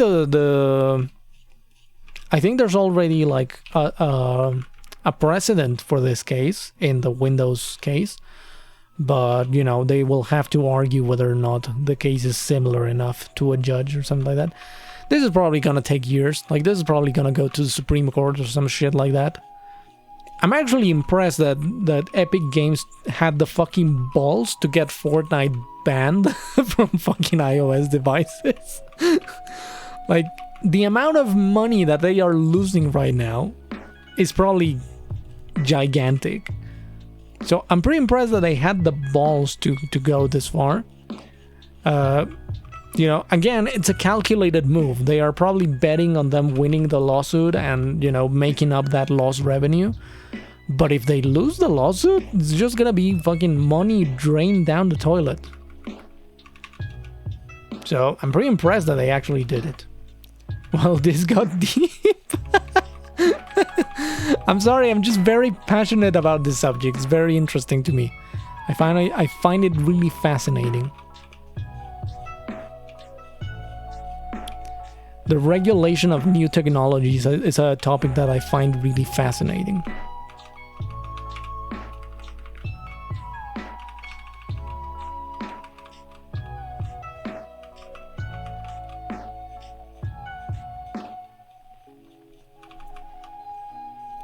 But yeah, we'll have to see what happens. We'll have to see what comes of it. You find many topics fascinating, you nerd? Well, I am kind of a nerd, I guess. I'm a tech nerd. Everything that has to do with like tech in... Well, I guess Mexican history is not a tech subject, and I'm pretty passionate about it. I don't know, I find many subjects fascinating. I guess I am a nerd. What a nerd. God damn it. I'm getting bullied now. Getting bullied by my audience. Well, it keeps you from misbehaving, I guess. Tech weeb. No, I don't. No, I'm not a weeb. I'm not a weeb. I don't even watch anime. Well, a little bit of anime every once in a while. Sometimes. Speaking of anime, I heard that Dragon Maid, like Kobayashi Dragon Maid, is gonna have a second season. Which, if it's true, I'm pretty hyped about it. Because I really like that one. I really like that show.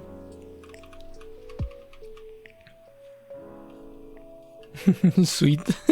Yeah, it's a pretty good show. It's a pretty good show. I'm really hyped about a second season for that. Also, Agretsuko is also getting like new episodes on Netflix, which is also pretty good. God damn it, I am a weeb. Fucking Christ. God damn it. I don't want to be a weeb. You're a weeb, you watch Naruto. I only watched like 20 episodes and then I got really fucking bored with it. It was so bad. Yeah, Quetzalcoatl. Quetzalcoatl is the fucking best. Quetzalcoatl is best waifu.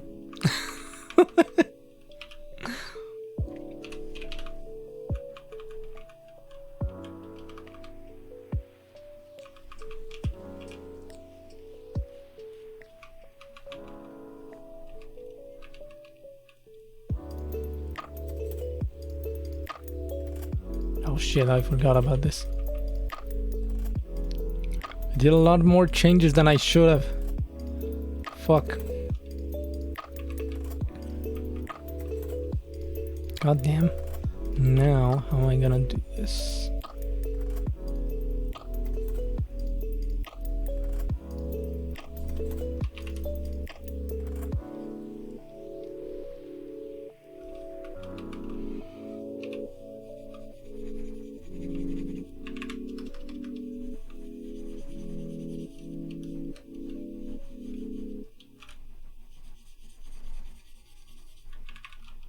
No, okay, I'm not liking this method. How about... I need to kind of change the color of this just so I can see the difference.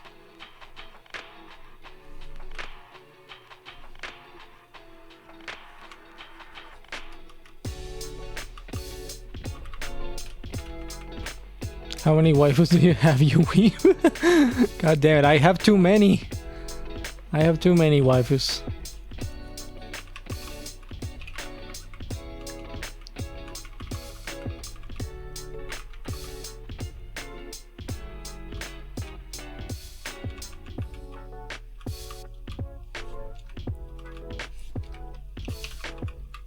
And this is why I don't like making edits, because like edits take a while to make and they're pretty complicated sometimes. God damn it.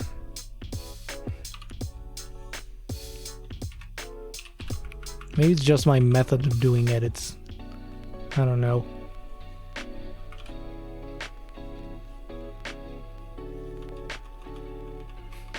I have no waifus unlike you weebs. Now excuse me, I have Pariform to write for money. Dramatic scarf. God damn it. Well, are they waifus if they are furry characters? Like, do they have to be anime characters in order to count as waifus? I don't think so. I think, like, regardless of medium, they can count as waifus. That's why I say I have a lot of waifus. What's that new anime out? BMA? I think I know which one you are talking about, but I haven't seen it. I don't know anything about it. Can you make the pro tag of that a wife? I don't know. Again, depends on the definition of a waifu. We need to ask ourselves, what is a waifu? What qualifies as a waifu? The semantics of a waifu.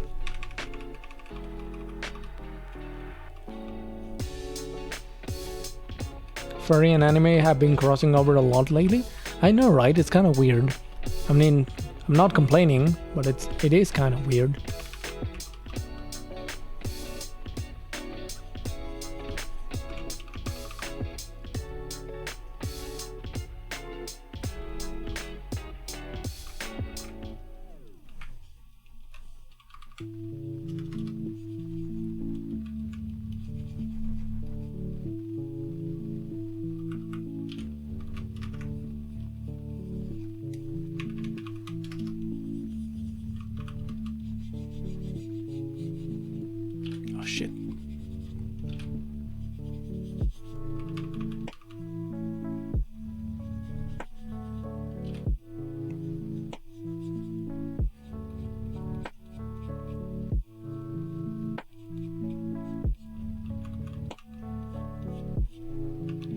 Uh, it keeps going well.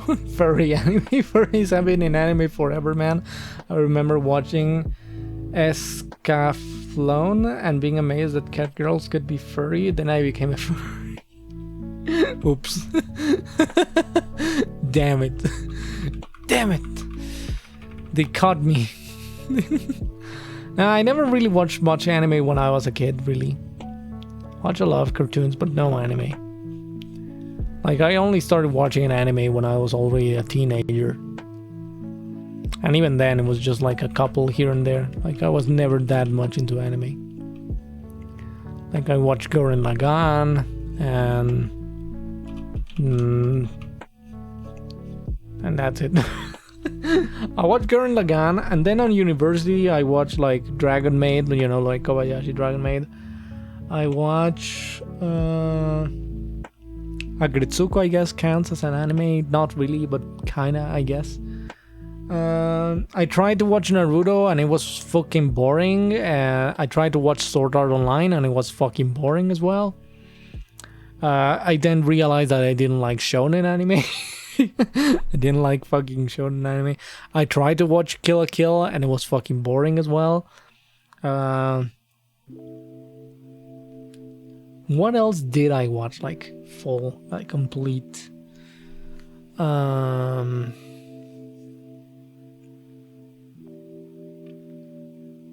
don't know, I think it was only Gurren Lagann and Kobayashi Dragon Maid. And Agretsuko, if that counts. But, well, because I had the slow decline into furry, I started with anime, then went to catgirls, then went to furry, I transitioned the spectrum. God damn. I saw Hamtaro and Pokemon, do they count? Well, I guess I watched Hamtaro, but like I watched it very casually as a kid. I just watched whatever episode was on TV. I guess it counts. It is technically an anime. An animu. Karugamesh.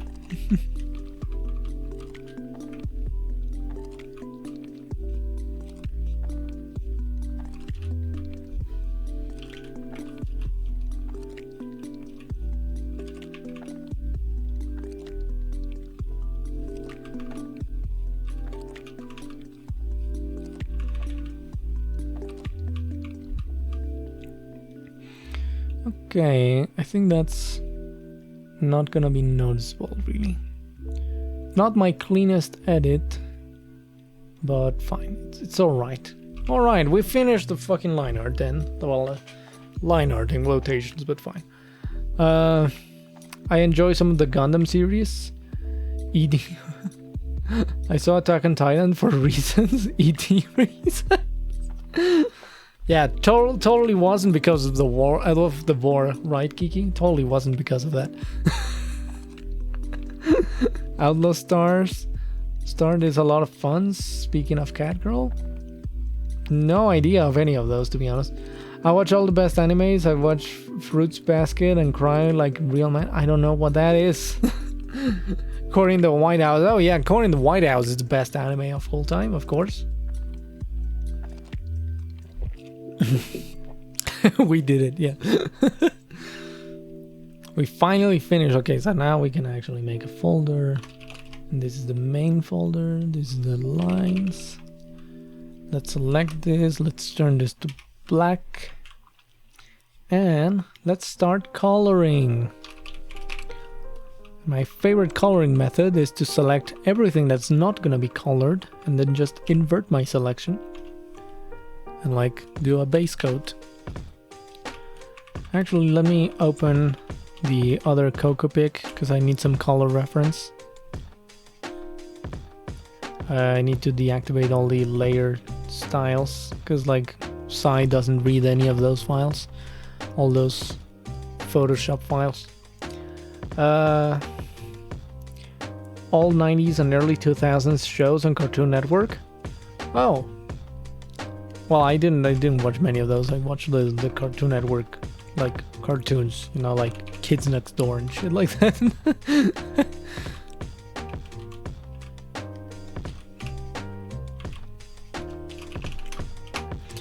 And now comes the fun part, the just coloring part. Literally just coloring like this.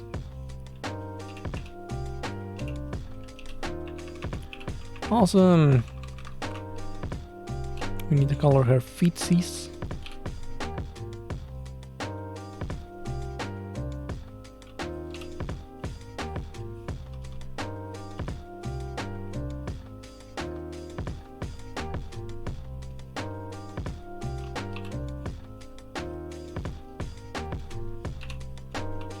God damn it, I hate that if you close lines with a brush, it doesn't really count, like you have to do it with a pen tool.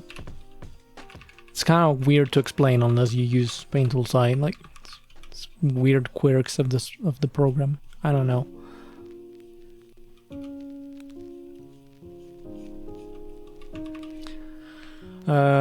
For me it was the Powerpuff Girls. Oh yeah, that was really good as well. Codename Kate Next Door. Yeah, it was so good. It was the shit. Disney's Recess. It was fine. I like Recess as well. It was fine. But like, yeah, my fucking favorite was probably Kids Next Door, Billy, Mandy. Like, I really like the Cartoon Network shows. They were kind of the best. When I was a kid, Cartoon Network was the shit. Now it's a fucking shell of its former self, and it's absolute trash. But fine, whatever. I guess nothing can last forever. Nothing lasts forever. Grim Adventures of Billy and Mandy was great too. The crossovers it had to. Oh yeah, it had a bunch of crossovers with other cartoons. It was fucking hilarious.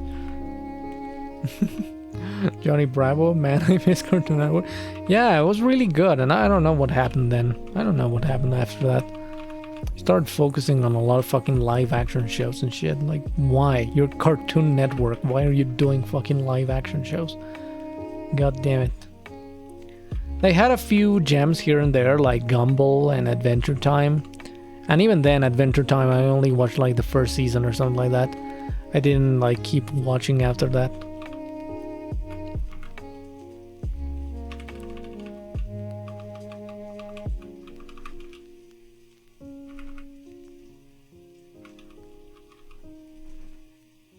I do miss the old days of Cartoon Network.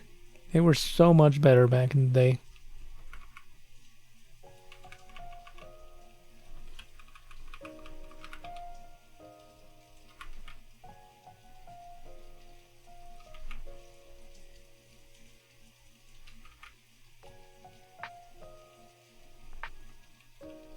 Adventure Time was cute. Yeah, Adventure Time was really cute at the start. And then, like, I don't know, like, its episodes get really fucking bizarre and they start to, like, delve deep into, like, the lore of the show and whatnot. And I found that really fucking cringe, to be honest. Like, I don't care about, like, fucking, like, a deep lore story on fucking Adventure Time, man. Like, I feel like a lot of TV shows now try to do that sort of stuff. We're like, oh, look, we're not just a cartoon. We're actually really deep. We have a lot of lore, a lot of hidden secrets. Like, I fucking hate that. I don't like that. I know a lot of people, like, fucking love it, but I don't like it. I can't stand it. I just want to watch a good show, you know? Like, I don't want to be, like, doing a fucking mystery hunt and trying to decrypt the lore of the show. I fucking hate that. I don't like to watch game theory. I don't want to watch game theory just so I can fucking understand the show. You know? Edgy cartoons. Yeah, a lot of fucking edgy cartoons. Deep lore or political views, that's how I feel. But yeah, like they also have a lot of like modern political views, like in which they are incredibly transparent about like their real opinions, and it's not really a debate anymore. Like, I don't know. I'm not against like having political themes on a cartoon, even though, like, you know, it's a fucking cartoon for kids. Do we really need like to introduce them to politics at that age? But fine, whatever, that's another whole debate. Like, I'm not really so much against like political opinions or political discourse on a piece of media.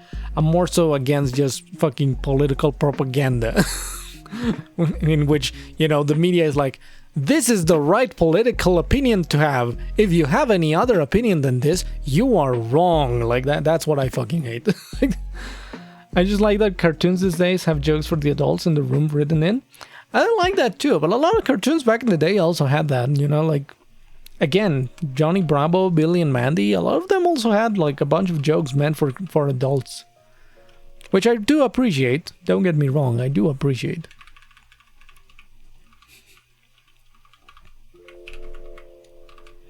But it's not anything new, in my opinion. I think, hell, even fucking movies like Shrek did it back in the day, you know?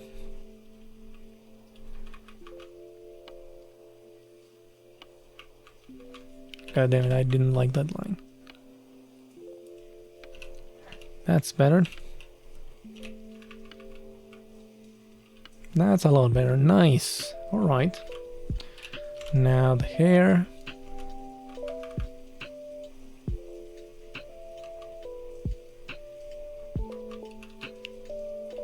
A lot of people are sharing, you know, a bunch of videos about like, oh look, you can fill line work in Clip Studio Paint in another layer, and it's like, I'm just sitting here like, yeah, you've been able to do that in Paint Tool Sci fucking forever ago.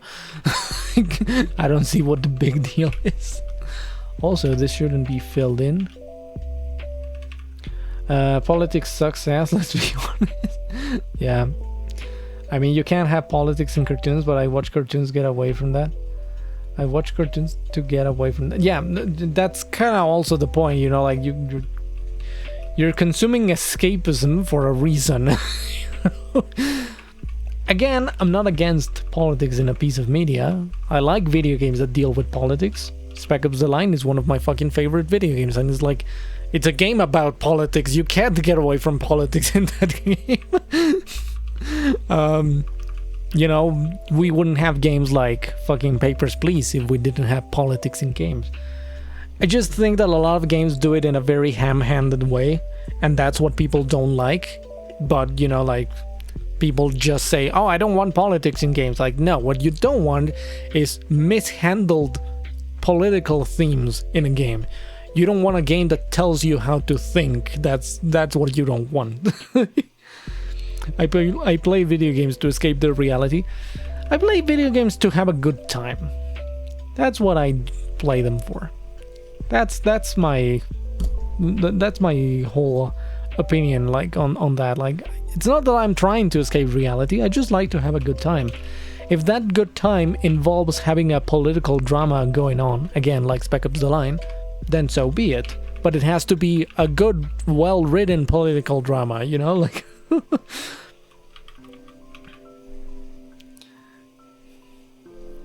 I just want the purple dragon to glide and flame butts. If you ain't having a good time with a video game, just stop playing it and find another one. Yeah, that's also true. Like, and that's why I fucking quit Destiny this week, because fuck that shit. I'm not grinding shit just to be rewarded with more grind that I can't even complete because it requires a fucking guild. Like, fuck that shit. Spec Ops: The Line is phenomenal. Also, sorry if I'm quiet, I caved and I'm drawing my big husky girl. No worries, live. You have a good time. Hope you have a good time when you're drawing.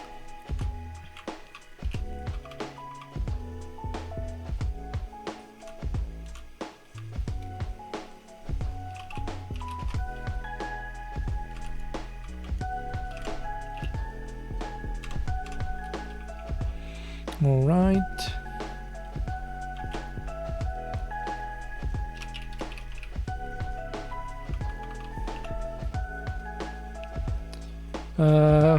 Play Fall Guys. Honestly, I kind of want to, but at the same time, it, like, don't get me wrong, it looks like a really fun game, but I find it to be a little bit too expensive for what it is. I don't know, like, maybe that's just me, but I found the price to be a little bit too excessive. I have Fall Guys, it's like 20 bucks, isn't it? Yeah, it's like 20 bucks for like a fucking 3-minute game, I don't know. If it's not fun, then why bother? Yeah, that's pretty much the whole thing. I want Blue Boy Go Fast. Yeah, Sonic is also nice. I mean, maybe it's not that expensive, actually. Like, Fall Guys is not that expensive. I don't know, does it have like microtransactions for skins or some shit like that? Like, honestly, that kind of ruins it for me. It's not a 3-minute game. It's repetitive for sure. But like, well, it's like... what I understand is like it's a battle royale kind of thing where like people get eliminated over certain rounds of minigames. That's what I get the whole thing is. Like, I don't see much longevity on that game, if I'm perfectly honest.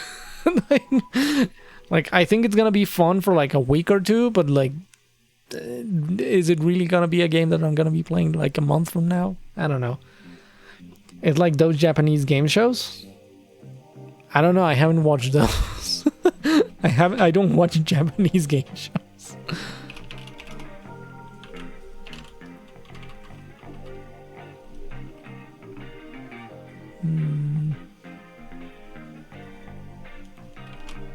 Oh shit. God damn it. Like, fucking Windows is messing with my shit.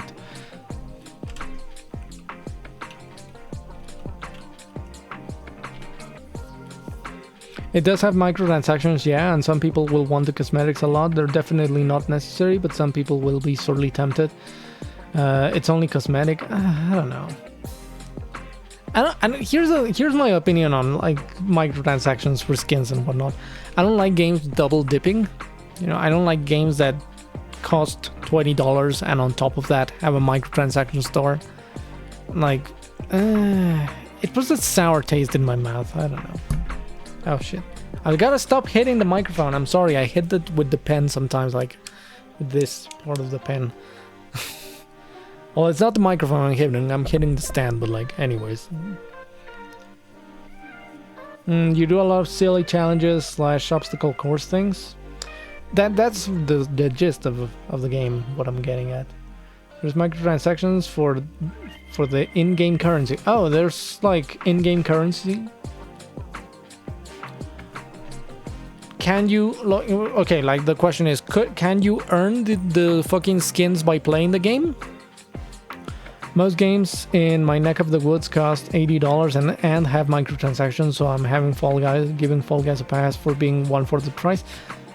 Okay, that's fair. You're right. That's fair. Like, fucking AAA games nowadays, like, double dip a lot. You can earn the skins. Okay, fine. Well, I guess I can give it a try then. I guess I can actually give Fall Guys a try. But yeah, I agree with Kiki. I like to earn shit. I like to earn my skins and whatnot.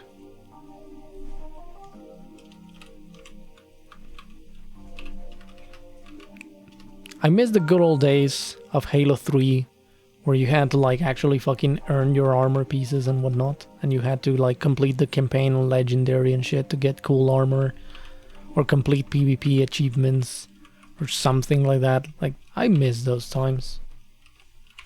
I miss the good old days.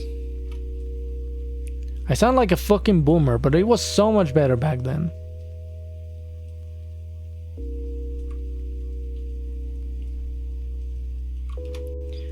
Of course you can get the skins just playing. It's all just cosmetic, so it doesn't boost any stats or anything. I know it's not paid to win or anything like that, but still, like, even if it's just cosmetic, it puts a sour taste in my mouth.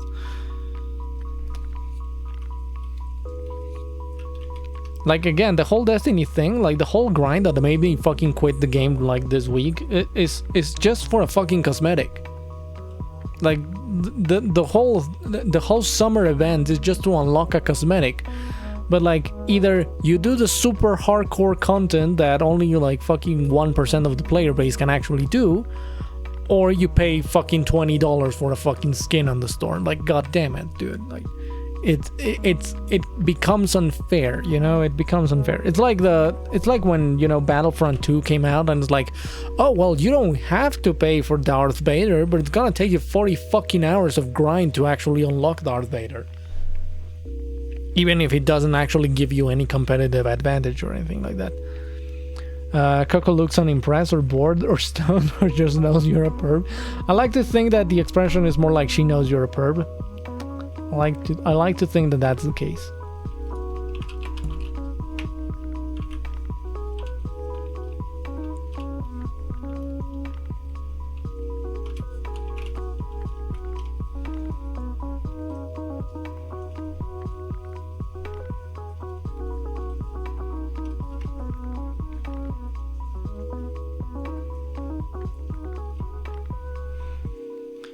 I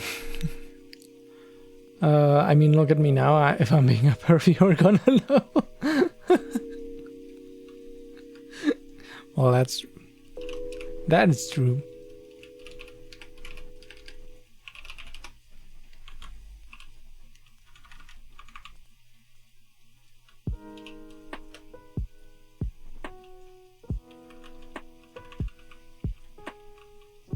She's just vibing. Coco's just vibing. Okay, now what color is her fucking swimsuit gonna be?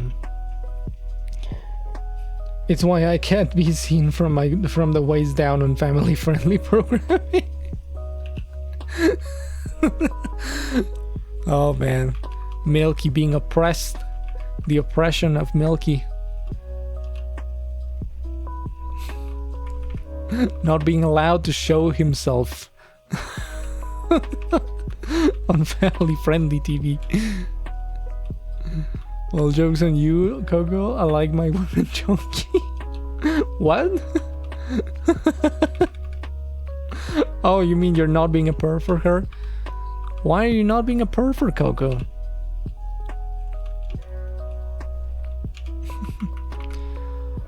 I'll just get them hammer space pants that everyone seems to love so much. What? Hammer space pants? What? I'll just get some of them hammer space pants. Because Chunky could.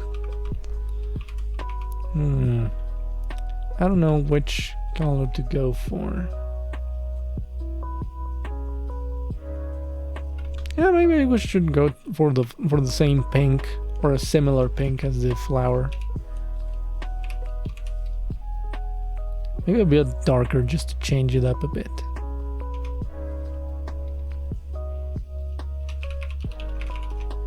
Why Coco and not Dingodile? Oh no. God, could you imagine? Swimsuit should be blue to match her overalls? Oh, that actually makes sense. Yeah, that could actually make sense. Like a little bit of a light blue.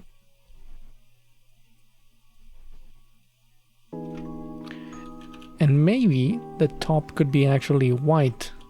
Because like her shirt is white. Well, her t-shirt is white.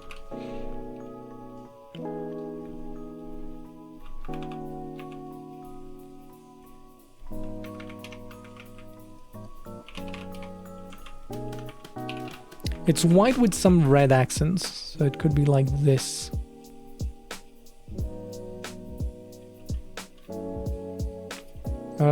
Yeah, there's like a hyper art trend, like compression clothing, where a character wears clothes that hide their huge bits when they're wearing them, so you can be like surprised. Oh, okay. Like I know what you mean now. Okay, I've seen it a couple times.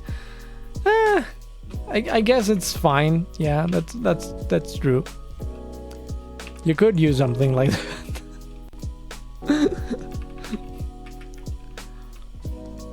Yeah, look, Saint Dingodile in 4. Like, boy, he got monster hips, and I like it. God damn it, Kiki. Why do you like the reptile so much? You like Bowser, you like Dingodile, you made Dragon Kiki. Are you a Scaly? Are you actually a Scaly, Kiki? And you haven't told us yet?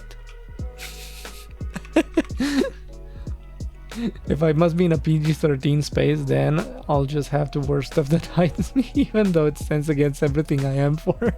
I must be seen. They're cool. I mean, I think they're a little bit more than just... I think there's a little more than just they're cool. I think there's a lot more behind it, Kiki. Come on, Kiki, just... We're all friends here. You can tell us if you're Scaly. You forgot King K. Rool. Oh, you're right. You're also like King K. Rool. You also like King K. Rool.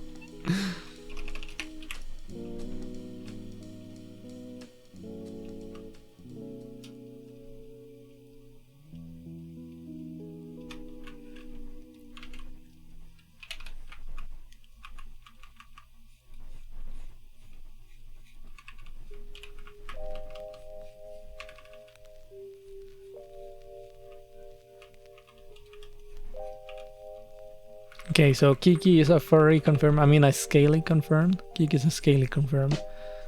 It's true, I'm not a scaly, I swear. You are a scaly. Stop denying it, Kiki. Just embrace your nature. Embrace your true nature.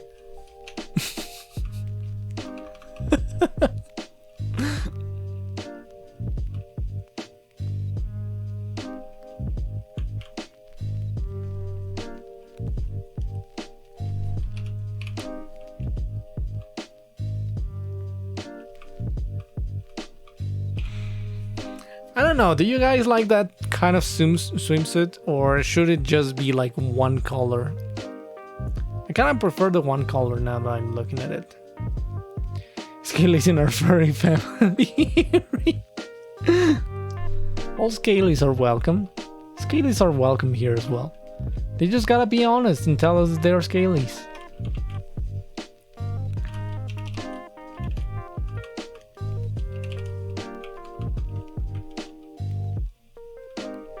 Like I'm gonna try and experiment just a little bit.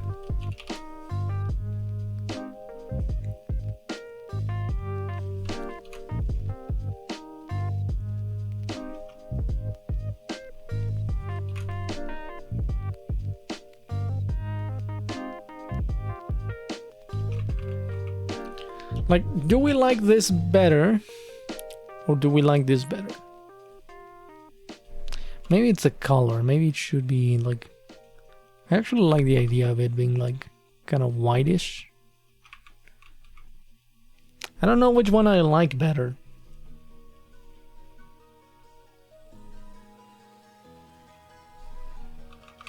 What if both white? Yeah, I think it could be nice if they're both white. I think I'm gonna go with this white. And maybe I'm gonna change the color of the outside edge to something more. Oh, it could be like this, some like light purple, kind of bluish purple.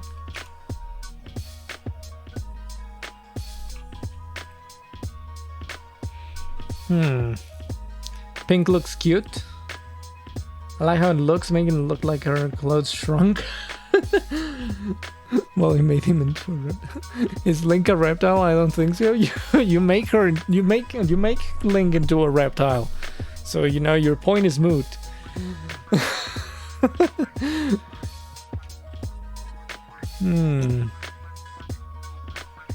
Yeah, you made Dragon Link. So you know, kind of can't even argue that you don't like Link because he's not a reptile. Because you made him one.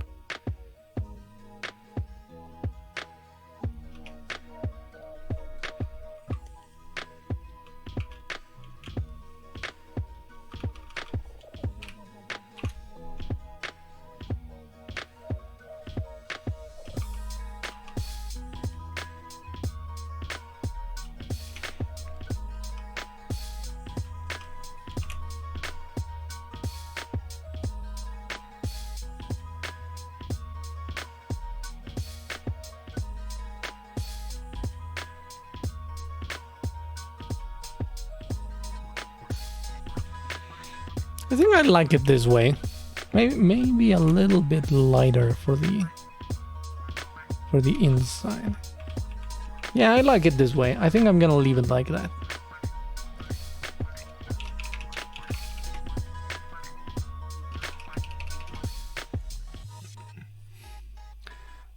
Wait, what? Private? Oh, the pirate King K. Rool. God damn. You're guilty. Yeah, you're guilty of being a scaly, Kiki. You're guilty. You can't deny it anymore.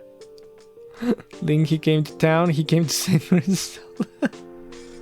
I demand size difference. I'm a bank on the table. What? I mean, Kiki does a lot of size difference stuff. Kiki does a lot of macro and mini stuff.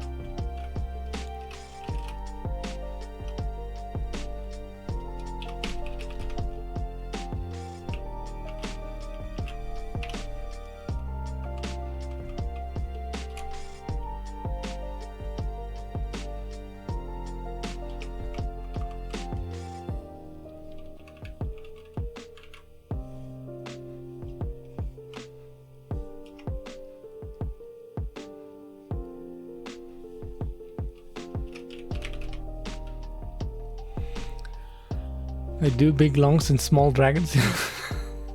Big lungs. Yeah. Yeah, Kiki does a lot of cute stuff. A lot of very cute micro and macro stuff.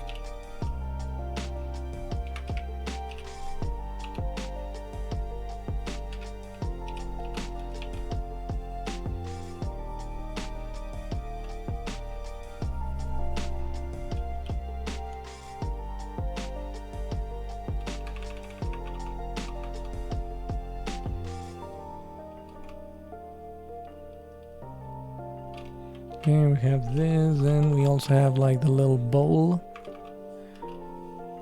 Damn, I didn't fix that much in the line art on the world, the lines on the bowl. Now that I look at it. You can give him... I don't know, fuck it, I'm just gonna leave it like that. It's just a fucking scenery thing, it's not gonna matter that much.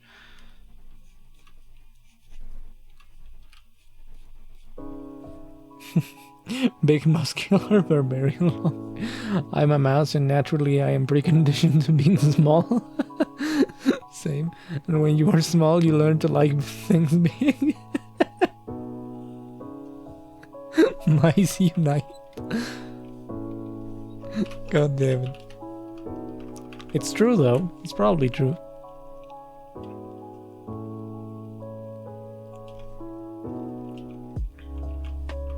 Okay, now what fucking color were the Wumpa fruits? I need like reference of that.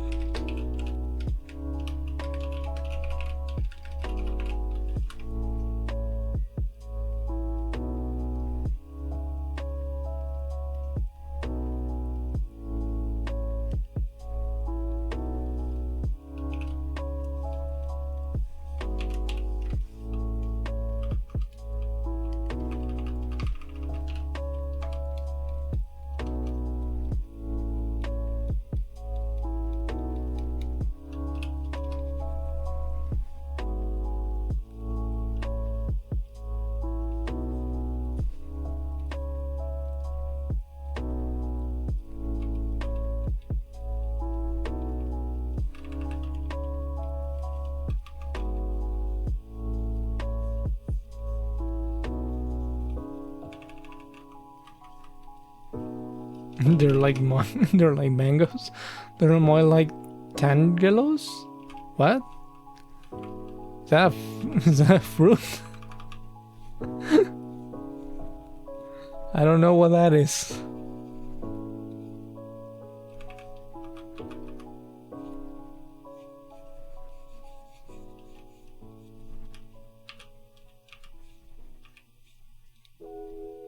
They're apples. Yeah, they're kind of like apples. Kind of like an unholy combination of mangoes and apples.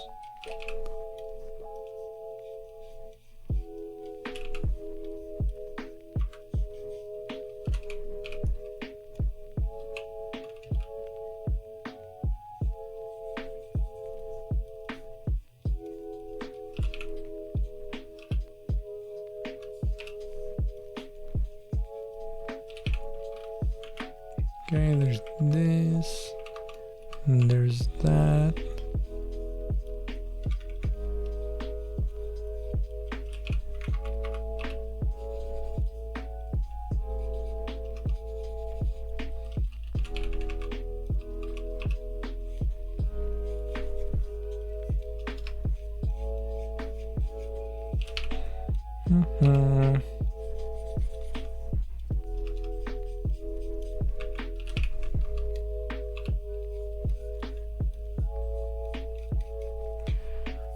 I'll be sad if no one gets this. Wait, what? Yeah, I'm sorry, I don't get it. I don't get the joke. I'm sorry, Spera. I think you're the only one who got the joke.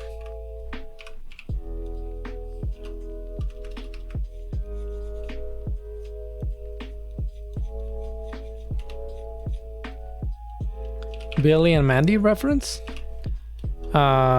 Well, I didn't watch Billy and Mandy in English, so I don't know about that. They usually change a lot of the jokes for Spanish. I don't remember, like even if I don't remember.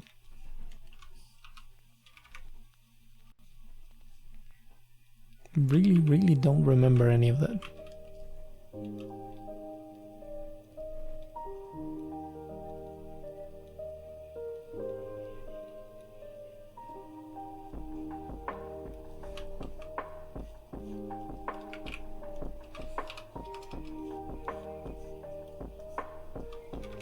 The episode about Billy's fear of crowns?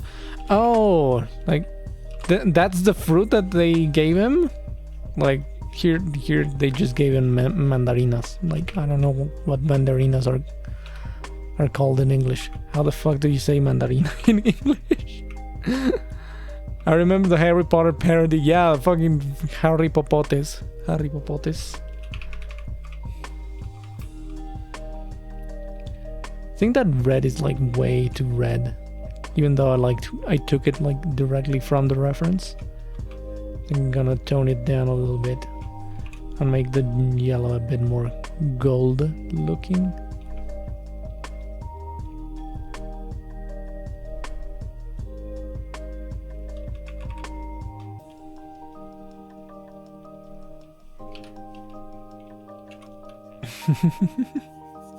The red is too red, artistic. It is too red. It was too red. The red was too red.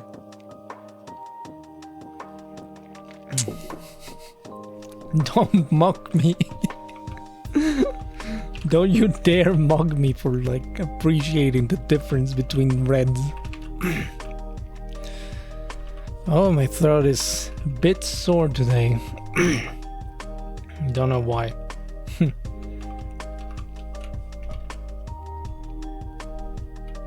Sometimes the reference is wrong. Sometimes the reference has the wrong colors.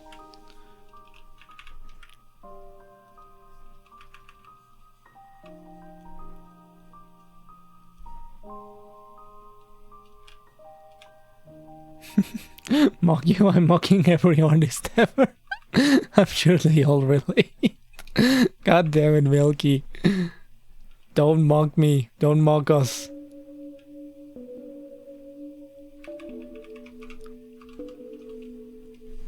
God damn it, there's a mosquito or something flying around here.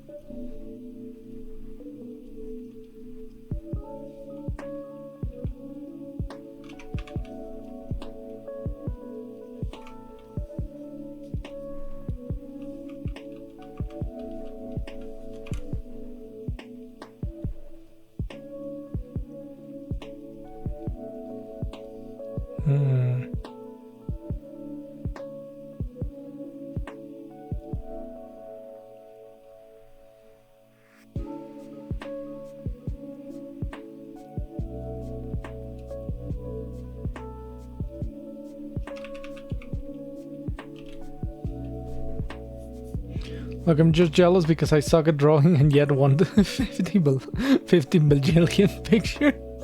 I can write a scene, but I usually prefer to see it. It's not the same. It literally kills me inside every day.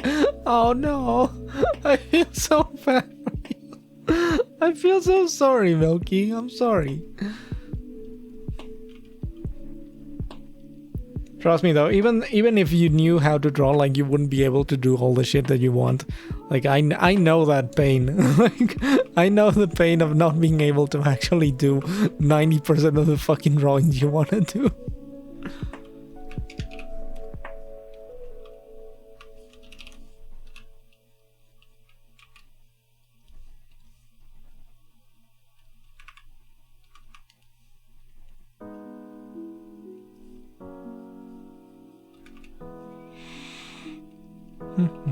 Okay, now we're actually gonna draw the drink.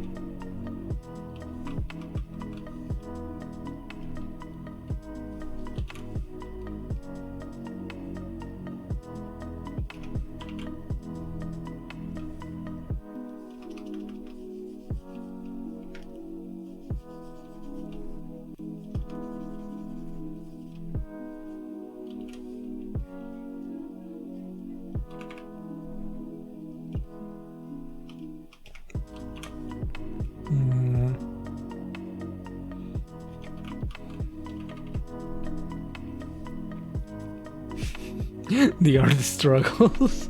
Plus, have you ever tried to advertise writing on Twitter for Affinity, literally anywhere?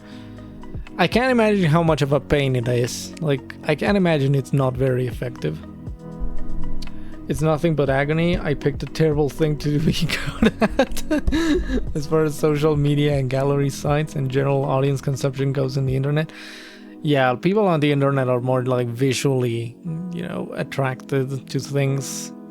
It's very hard to get them to actually read something, like, especially in this day and age. I really feel bad for like artists, for writers, writers on Twitter and on social media trying to sell their work. It's fucking terrible. Like, even the sites are more catered to making like long image board kind posts. Like, Twitter allows you to put 4 images. Like the amount of text you can put on 4 fucking images is way more than you can put on like the 240 characters.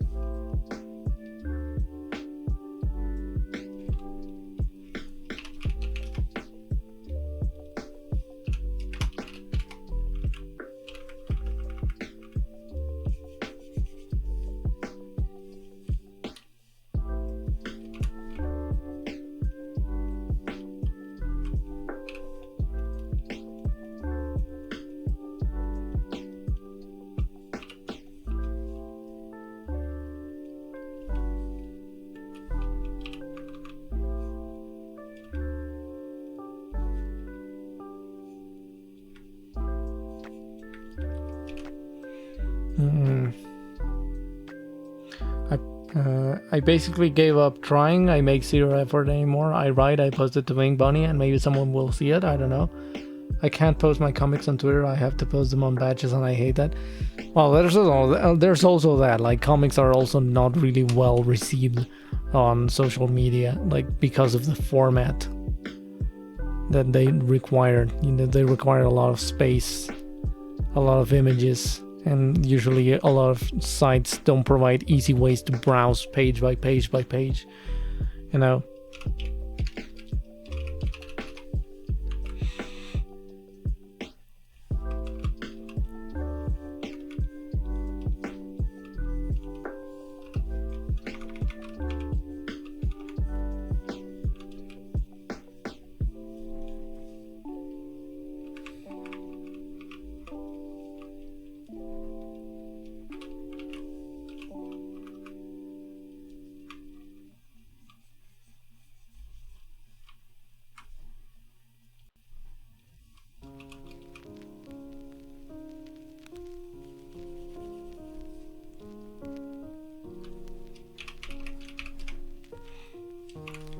Coco with her terrible polluting straws, killing the turtles because she just doesn't care. Coco doesn't care about the turtles.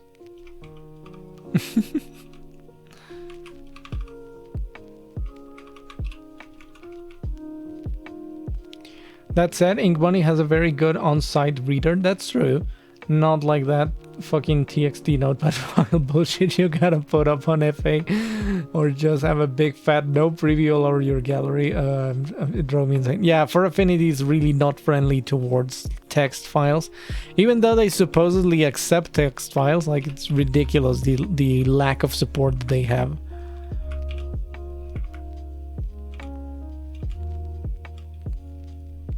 Coco, why? She just doesn't care about the turtles. Can you believe it?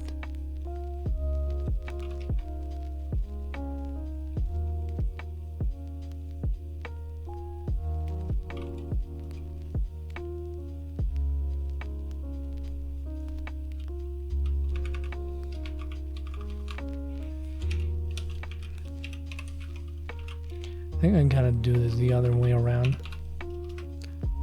Like, make them blue and then add like white detail.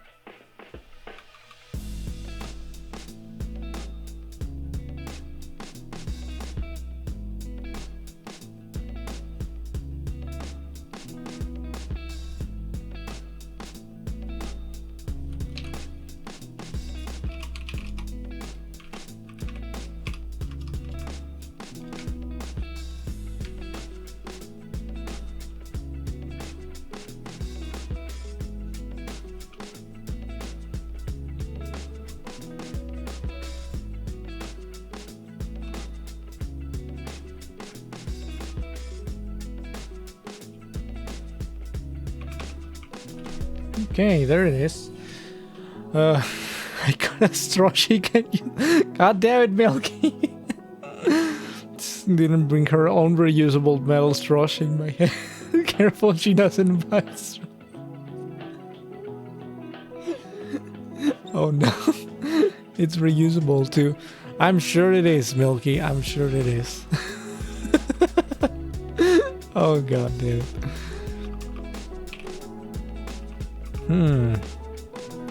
Okay, we're not really missing that much aside from the background. God damn. I have to put like my keyboard behind my tablet, but whenever I try to go and type, I usually fucking hit the microphone stand. Oh god. Oh dear lord.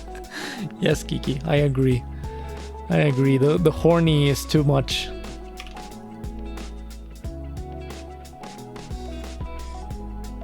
Okay, now we can transfer the new line art and make the edit. Amazing. Oh wait, we actually didn't finish the ring. I didn't put the fucking ring. I didn't put the ring on Coco. I didn't put a ring on her.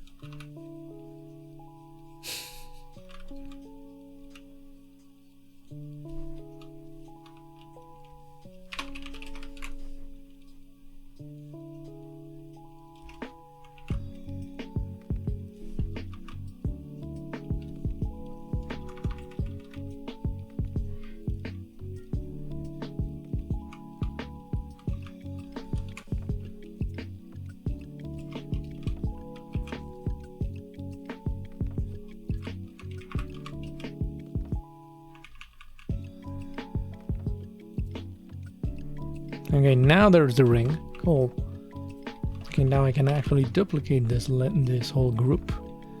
Delete the line art and put the new line art in. Great. Thanks for streaming. Heading out for the night. Oh, well, have a good night, Grim. Glad you could join us. How's she gonna drink her drink through her drink though? Stab a hole? Oh, oh, I get it. Ow. That is so gross, no. Like, let he who is horny cast the first stone once. I dare you. Bonk to horny jail for you.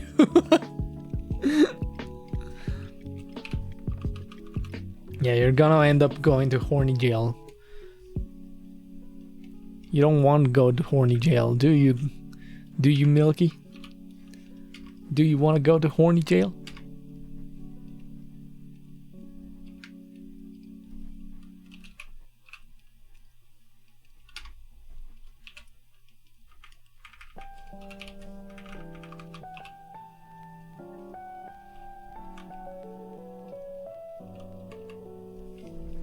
Oh shit, I almost spilled my fucking glass.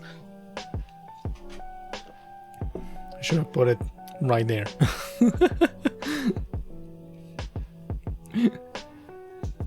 Well, if you think about it, that's where all the horny people are. So yes, actually, horny jail has a no horny policy. You don't want to go there. I mean, it makes sense. Like, Milky does make sense. All the people are in the horny jail. All the horny people are in the horny jail. It makes sense.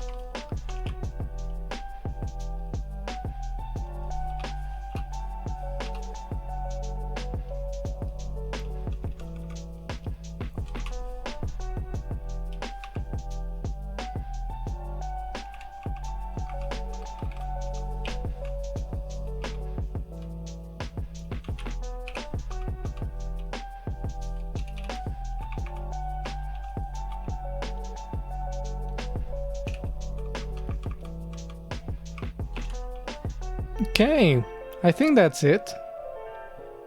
That's the 2 pics done. Oh shit, I just noticed this.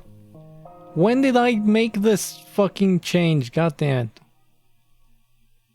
God fucking damn it. Okay, fine. We can fix this. We can fix this. I swear.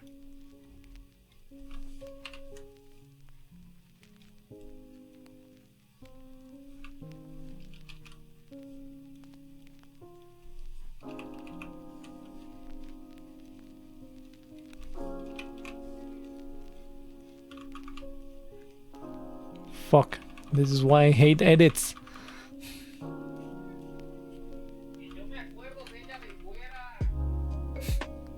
I don't know what my family's arguing about, lol.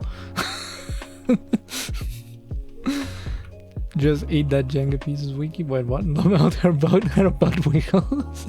They climb. The booty got a weird wobble. Yeah.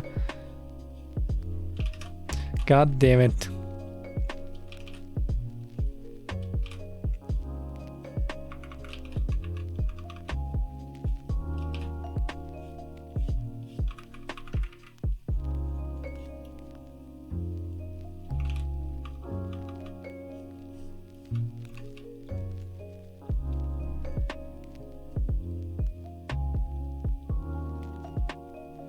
Okay, like there's still a little bit of weirdness with the lines, but for the most part it's fine. Also, I don't know why this little part didn't get transferred to here. There we go. Here's random Spanish noises. What is this? What does it mean? You talking about the Excel Jenga? Still try and eat the pieces? What? Family, a blessing and a curse. Orange spot on her butt. Yeah, I see that. I do see that. Let me change this. And now on the other one. There we go. Okay, let me check. Okay, there's still a bit of like line differences. God damn it. Wouldn't I make that line? Still a bit of line differences here and there, but again, for the most part, it's fine. It's not gonna be that noticeable, to be honest. Most people are not going to notice. You're all just noticing because I'm letting you know that it is there.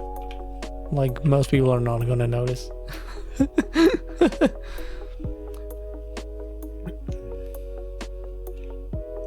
Still eat the pieces.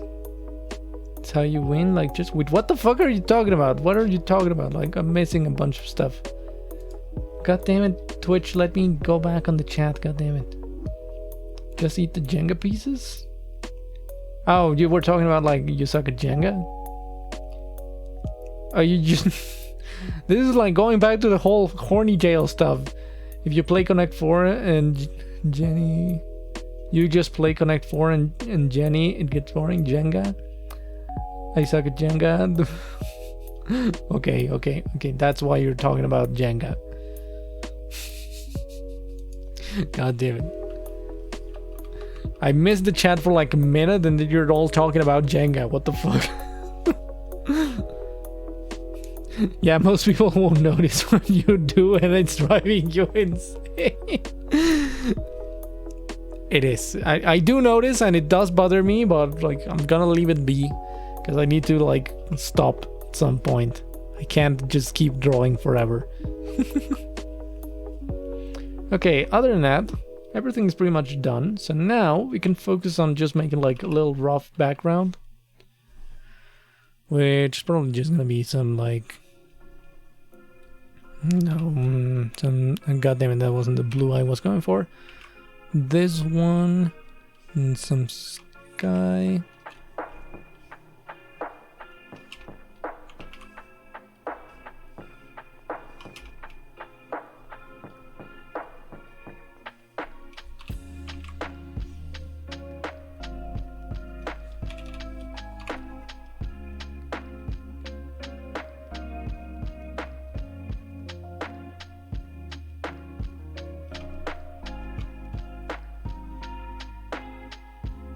You play Jenga while moving. Wait, what?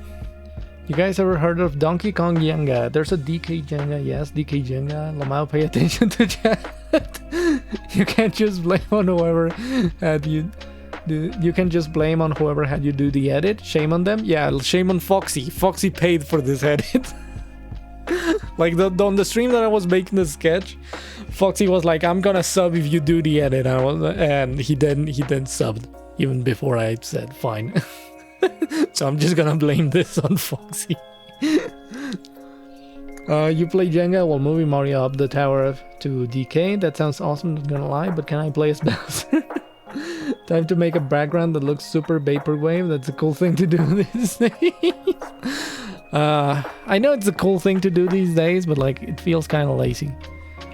Ironically enough, this is even more lazy, but you know, shush.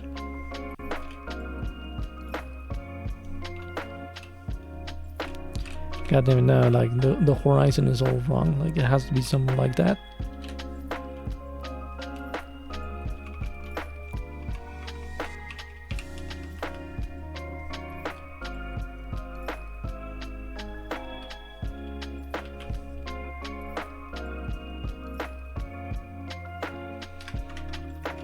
That brush is too thick.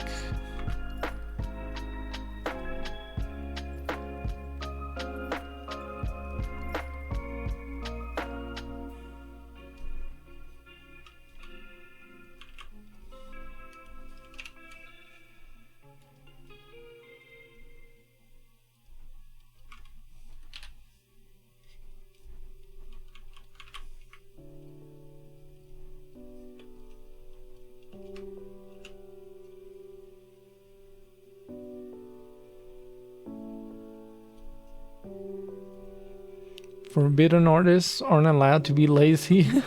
Forbidden artists aren't allowed to be lazy or take shortcuts ever. Take it from Twitter. They always know what's right. Yeah, that's true. That's true. Yeah, this is cheating. Doing lazy backgrounds is cheating, even though no one is actually paying me to do this shit. Yeah, and this is a picture that I am doing out of my own free time. But Twitter knows best. Twitter is right. Twitter knows best about this whole thing. God damn, sometimes I really fucking hate Twitter.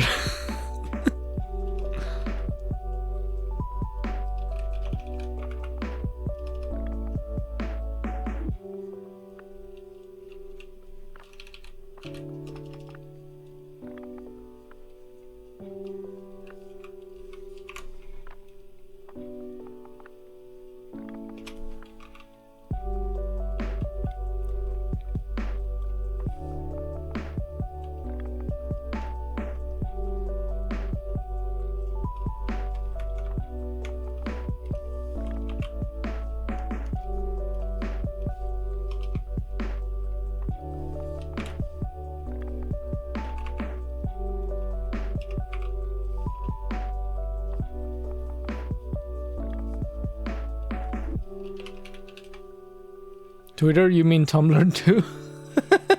Clearly not artists know more about art than you do, man. Yeah, that's true. And yeah, I'm totally a cheater, Kiki. Had to reset Twitch. That's fine, no worries.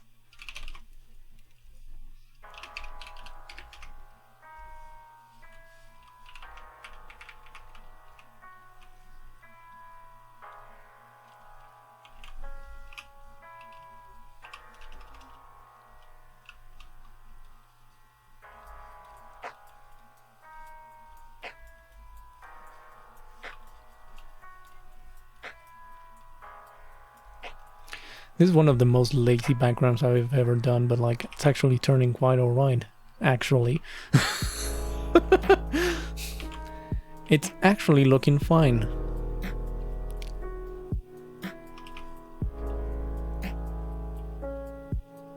No, that's way too much. Screen, where is screen? We have screen.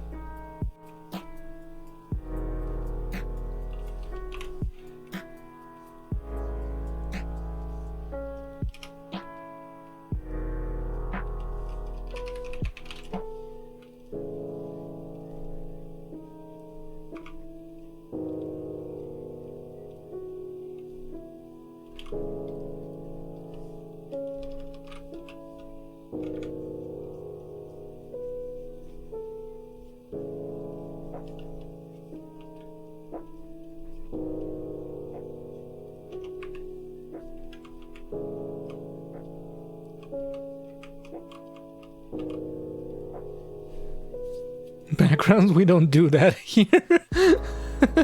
Find background would have taken me an hour or two to do that. Oh, thank you. Backgrounds, hand, feet. Look at Stunner flexing. I did 2 fucking hands. Like, I did like 2 versions of the hand. Like, I'm flexing so fucking hard right now. Like, I'm doing like my art flex right now. God damn it.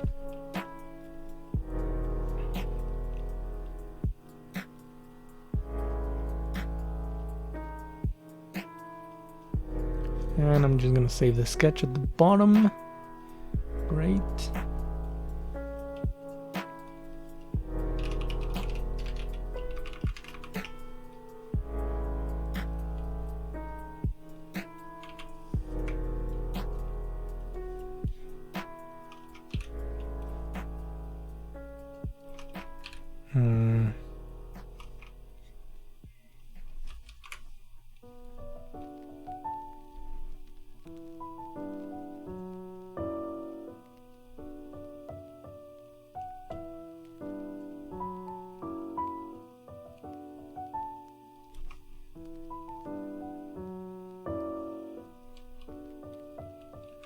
I don't know. I don't know if I like this. I was trying to go for like a sunset kind of vibe, but I don't know if I'm doing it right.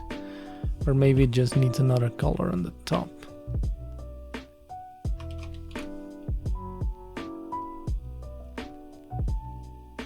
It can work.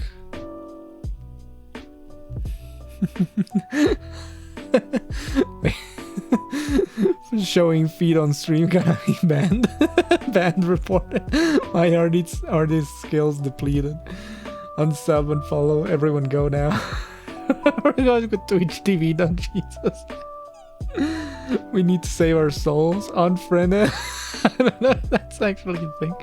It's a thing, it's just some guy. God damn it.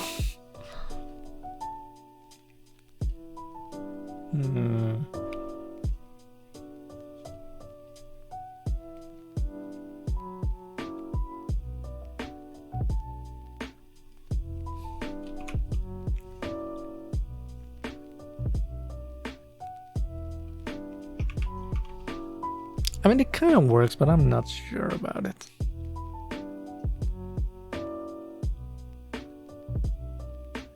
It feels, I feel like it blends too much with the color of the swimsuit. How do you fucking pronounce that? Swimsuit? Swimsuit. Feels like it blends too much with the color of the swimsuit. It doesn't contrast that much. I actually like the pink sky, looks cute. It does look cute, I like it, but I feel like it blends a little bit too much.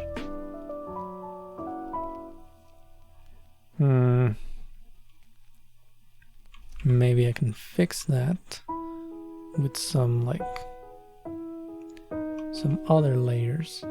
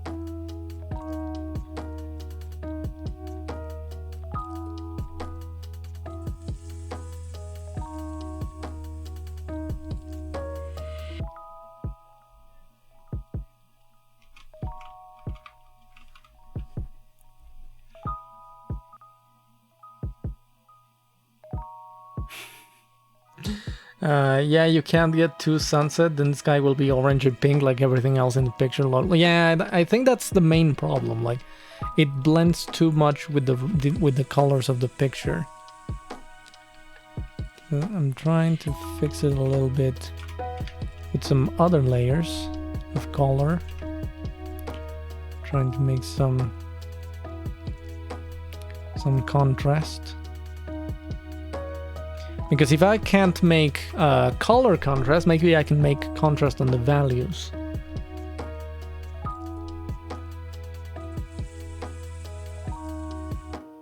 This is just me playing around with some of the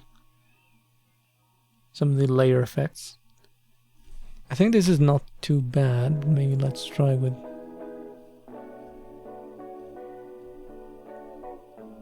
Yeah, actually the yellow works fine.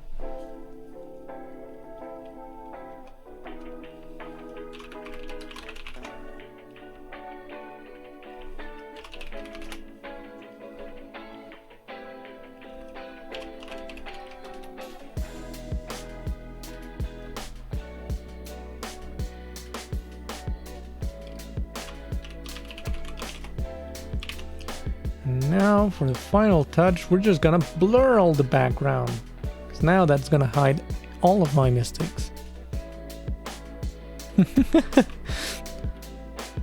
Blur is the artist's best friend because it hides all your mistakes and all your laziness.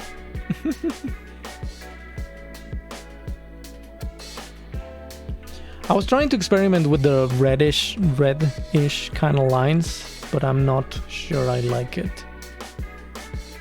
Actually, maybe let's try blue lines. Okay, let's go with black first, then the blue, and let's do this like 40%.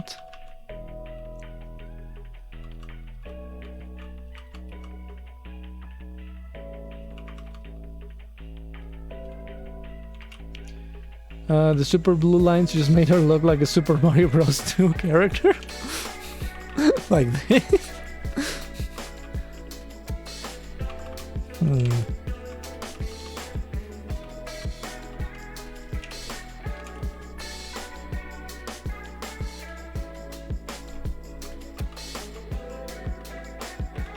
Oh shit, I didn't color the table right. Just realized that. There's a bunch of orange over here. Oh, wait.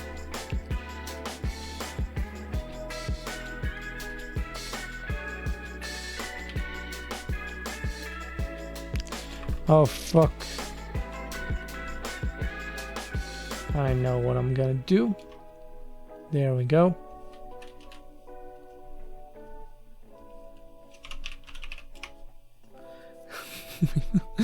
You can totally blur your mistakes in life. That's what alcohol is for. Please don't cancel me. You're going to be cancelled. Yeah, you're already cancelled, Milky. I'm sorry. You're already cancelled. Not my call.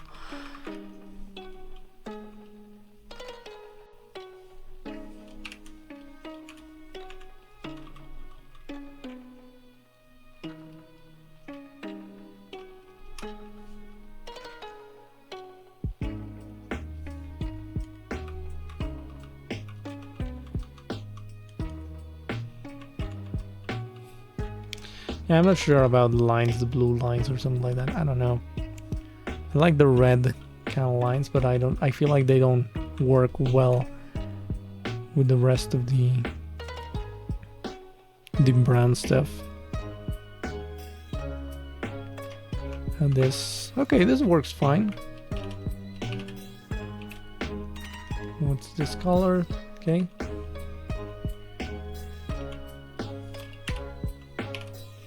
It's kind of like red, kind of red. Also, I forgot to add some shine on her nose.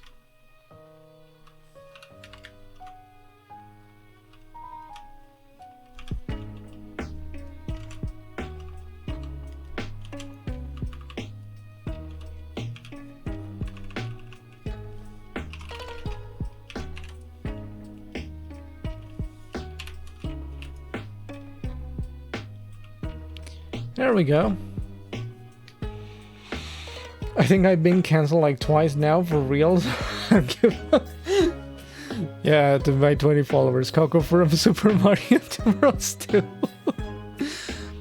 Yeah, I've had people trying to cancel me for following people. Like, that's the most dumb thing of all. Like, people try to cancel other people for the people they follow, not even the actions they actually did. Like, for the fucking people you follow. God damn it, like, Jesus Christ. Seriously, Twitter is such a fucking hellhole. It's terrible. I'm not sure if the horizon line should be a little bit higher. I think it should. Let me actually change that then.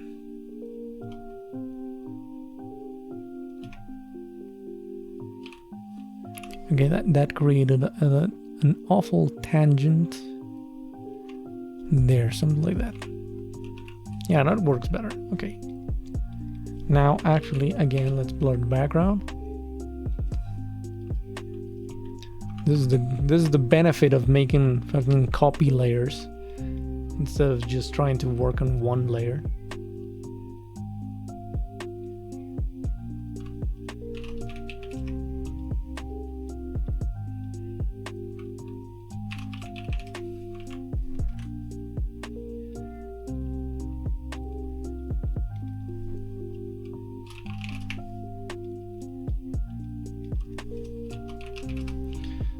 There's a bunch of unnamed layers that I have around here. Okay, this is nose. Where do I have some layer 3?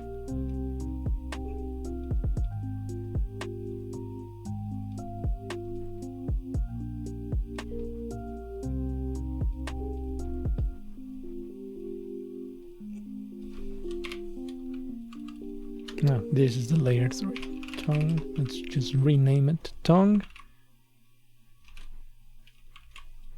And okay, cool. All my layers are named. You named your layers? Yeah, I hate creating new layers and having it be called layer 35 because then I forget what it's like, what the layer is for. Like, actually, let me just show you. Display capture. There it is. Like, there's all my name layers. This is the layer 2. This is, oh, god damn it. This is layer 2. This is for the edit, or well, this is the group of layers 2. This is for the edit. This is for the regular Coco. This is the background all blurred together, and this is all the actual background layers. We're almost done with this picture. Yes, overtime actually. We are on overtime. Got these advanced techniques. And they're not advanced techniques, it's just like having some order and, you know, like knowing what you're doing. What was I gonna do now? I forgot. I actually forgot what I was gonna do.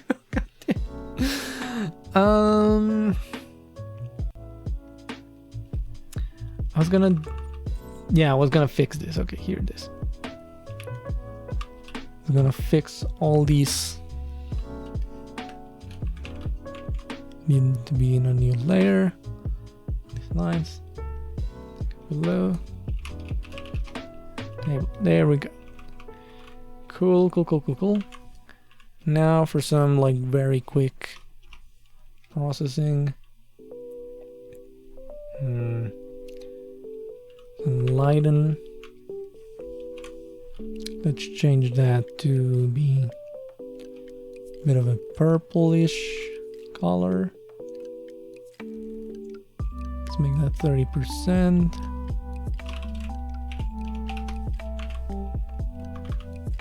Actually, let's make just that 20%. It's too harsh. That, then some shading below.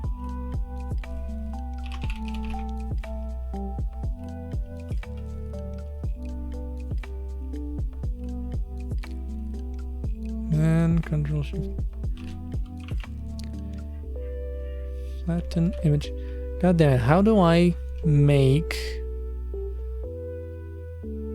Transfer painting into next line. No, that's not it. There's this thing that you can do in Photoshop where you take all your layers and create a new layer of all the merged layers. I want to try and do that. I don't think I can do it just like that, so I'm gonna have to copy all the layers and merge them like that. And now this is gonna be our lighten layer. I'm gonna blur it a little bit, just a little bit. And this is a lighten.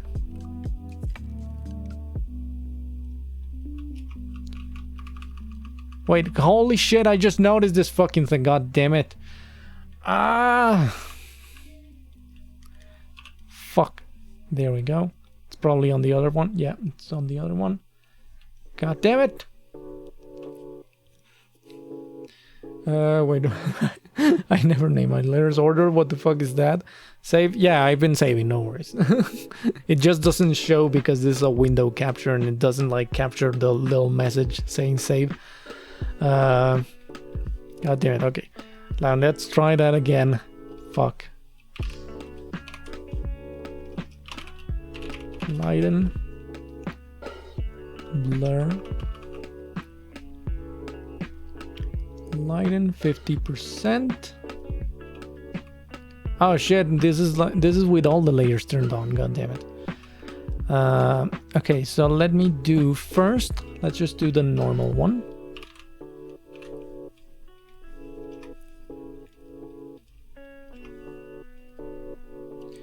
And it's lighten 50%. Then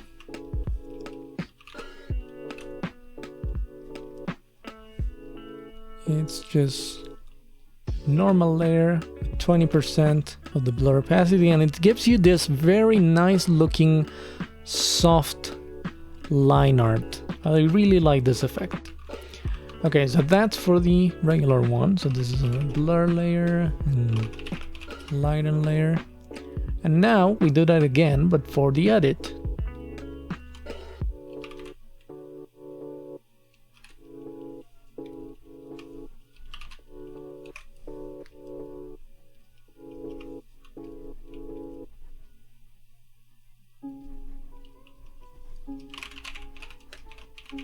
Lighten edit. Copy all the layers again. Normal 20%. Blur. And there we go. We're done. We are officially done. We have our 2 pictures ready to be exported. Oh god. We're done. We're fucking done. I finally finished flexing with this picture. I could try and do some other stuff, but at this point I'm happy with how it looks, to be honest. I'm happy with how it looks. It doesn't have any shading or anything fancy like that, but I think it works alright. So I think I'm gonna leave it at that. I think we did go into overtime. We've been like it's just 15 minutes overtime. It's fine. But yeah, I think I'm just gonna be saving these pictures and posting them in a little bit. So, you know, we're done. Thank you all so much for joining me on this little art adventure. And well, that's gonna be it for today. I hope you had fun. I hope you enjoy the little drawing art process, whatever. And I'll be seeing you on Tuesday for reals this time. Well, if the power doesn't go out again, I'll be seeing you on Tuesday. Alright? Good night, guys. Thank you all for joining me. Bye-bye.